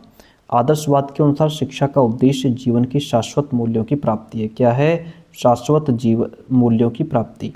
इस उद्देश्य की प्राप्ति के लिए पाठ्यक्रम में मानवीय विचारों और मूल्यों को महत्वपूर्ण स्थान प्रदान किया जाता है। इस प्रकार आदर्शवाद विचारधारा के अनुसार पाठ्यक्रम विचार केंद्रित होता है। प्रकृतिवाद की बात करें तो प्रकृतिवाद बालक के स्वाभाविक विकास पर अधिक बल देता है। इसके अनुसार शिक्षा का उद्देश्य बालक की व्यक्तित्व का विकास और पर्सनैलिटी डेवलपमेंट होनी चाहिए। प्रयोजनवाद विचारधारा उपयोगिता, व्यावहारिकता आदि पर बल देती है। ये बालक को अपने मूल्यों का स्वयं निर्माणकर्ता मानती है। इस दृष्टिकोण से पाठ्यक्रम में बालक की वर्तमान और भावी आवश्यकताओं की पूर्ति के लिए उपयोगी क्रियाओं को स्थान दिया जाता है। यथार्थवाद, यह विचारधारा प्रत्यक्ष में विश्वास रखती है, जो रियल है। इसलिए पाठ्यक्रम में सैद्धांतिक की अपेक्षा व्यावहारिकता को स्थान दिया जाता है। इसमें बाहरी जीवन की वास्तविक क्रियाओं को पाठ्यक्रम में महत्वपूर्ण स्थान दिया जाता है। अगला क्वेश्चन है, शिक्षा दर्शन के विश्लेषणात्मक कार्य को स्पष्ट कीजिए। शिक्षा दर्शन के विश्लेषणात्मक अर्थ को बताना है। समझिए इस क्वेश्चन को बढ़िया से। चलिए, शिक्षा दर्शन के अंतर्गत शिक्षा के स्वरूप की व्याख्या और उसकी समस्याओं के संदर्भ में विभिन्न समाधानों की खोज केवल विभिन्न दार्शनिक दृष्टिकोणों के आधार पर नहीं की जाती, बल्कि किसी भी शैक्षिक चिंतन एवं प्रयोग की समालोचनात्मक दृष्टि से विवेचना की जाती है। अर्थात उनके गुण दोषों का विवेचना किया जाता है, उनके गुण दोषों की विवेचना की जाती है। उसके आधार पर समाज विशेष के लिए शिक्षा के स्वरूप को भी निश्चित किया जाता है। शिक्षा दर्शन के अंतर्गत किए जाने वाले इस प्रकार के कार्यों को विश्लेषणात्मक कार्यों के वर्ग में रखा जाता है। जैसे आध्यात्मवादी एवं भौतिकवादी दोनों प्रकार के दर्शनों के आधार पर विकसित शिक्षा प्रणालियों के गुण दोषों की विवेचना कर मनुष्य के तीनों पक्ष, प्राकृतिक, सामाजिक, आध्यात्मिक विकास करने वाली शिक्षा प्रणाली के विकास करने में सहायता प्रदान करना। ठीक है, ये क्वेश्चन था हमारा, शिक्षा दर्शन के विश्लेषणात्मक कार्य को स्पष्ट कीजिए। अगला क्वेश्चन हमारा शंकराचार्य से है। बहुत ही प्यारा क्वेश्चन, अच्छा क्वेश्चन, इंपॉर्टेंट क्वेश्चन। शंकराचार्य द्वारा प्रतिपादित साधन चतुष्टय की व्याख्या करनी है। शंकराचार्य ने प्रतिपादित साधन चतुष्टय की व्याख्या इस प्रकार है। क्या है? ब्रह्म ज्ञान की प्राप्ति के लिए शिक्षार्थी को साधन चतुष्टय का पालन करना चाहिए। क्या है साधन चतुष्टय? नंबर 1, नित्य अनित्य वस्तु विवेक, यानी कि ब्रह्म ज्ञान को जानने के लिए शिक्षार्थी के लिए आवश्यक है कि वह नित्य और अनित्य वस्तुओं के बीच विवेकपूर्ण भेद कर सके।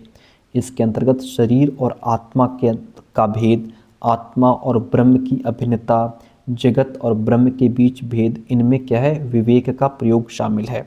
भोग विरक्ति, लौकिक और पारलौकिक भोगों की इच्छा न करे। और शम दमादि संयम, इसके अंतर्गत शिक्षार्थी से 6 प्रकार के संयमों की अपेक्षा की जाती है। ये संयम शम, दम, उपरति, तितिक्षा, समाधान, ज्ञान तथा ज्ञानीजनों के प्रति श्रद्धा होनी चाहिए।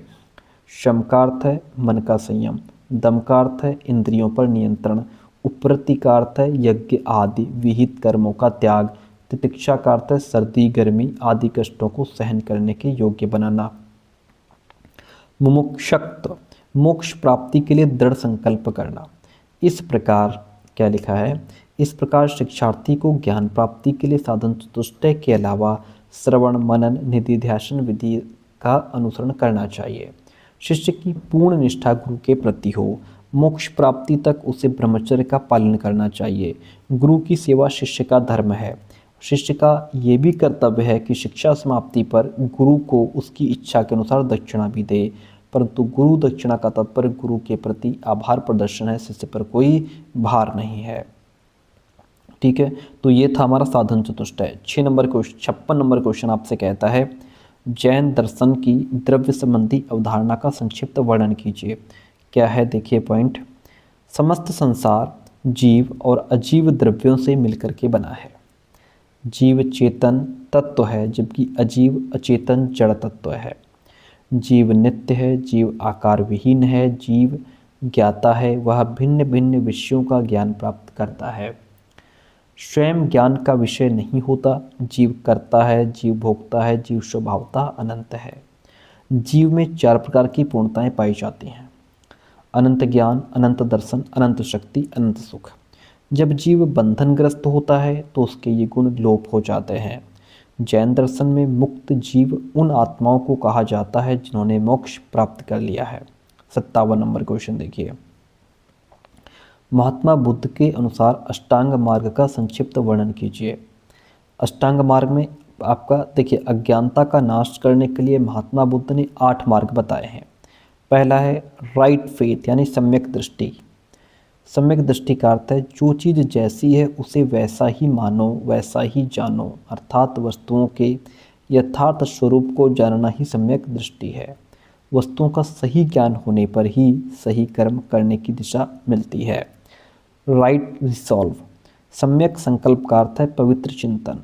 दूसरों के प्रति ईर्ष्या द्वेष का त्याग, हिंसा के विचारों का त्याग, सांसारिक विषयों से विरक्ति भाव रखने का निश्चय करना चाहिए, इसी को सम्यक संकल्प कहते हैं। Right speech.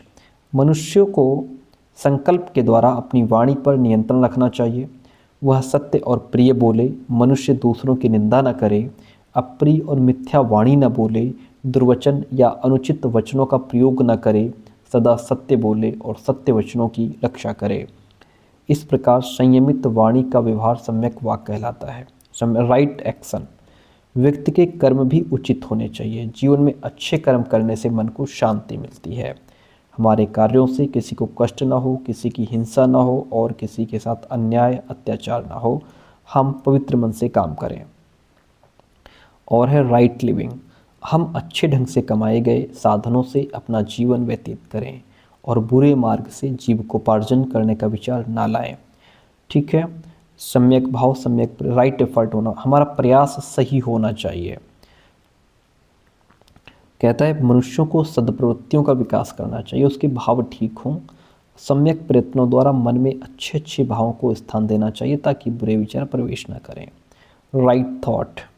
मनुष्य विचारों को शुद्ध रखें और मन वचन कर्म से उन पर अमल करें। भावनाओं में आकर हमारे अच्छे विचार बुरे विचारों से प्रभावित ना हों। ज्ञान की बातों को स्मरण रखना भी सम्यक स्मृति है। Right concentration. चित्त की एकाग्रता को ही समाधि कहते हैं। यह अष्टांग मार्ग का अंतिम सोपान है। सही समाधि के बिना कोई काम नहीं हो सकता और उसमें गलती की संभावना बनी रहती है। एकाग्र चित्त होकर ही समाधि संभव है। तो ये हम समझ रहे थे महात्मा बुद्ध के अष्टांग मार्ग। ठीक है, इतनी बात होती है क्लियर। और बाकी फिर पाठ्यक्रम के बारे में प्लेटो के विचार हो जाएंगे। यंत्रवादी प्रकृतिवाद से आप क्या समझते हैं ये आप समझेंगे। प्रयोजनवाद के अनुसार पाठ्यक्रम के प्रमुख सिद्धांत। ठीक है, यथार्थवाद के विभिन्न संक्षिप्त विवरण और ये बाकी क्वेश्चंस तो फिर जिन स्टूडेंट्स के पास PDF है ही आप इतना अपने आप पढ़ लीजिएगा। ठीक है, जो अच्छे क्वेश्चंस थे वो हमने आपको करवा दिए। नोट्स नहीं लिए हैं तो ये आप हमें यहाँ पे व्हाट्सअप करके फीस पे करके नोट्स ले सकते हैं। ठीक है, थैंक यू सो मच। ये थी आपकी फर्स्ट पेपर की क्लास। सेकंड पेपर की भी हम ऐसे ही कोशिश करें कि एक ही वीडियो में सारा कंप्लीट कर दें। ठीक है, थैंक यू सो मच। कैसी रही क्लास कमेंट करके जरूर बताइएगा।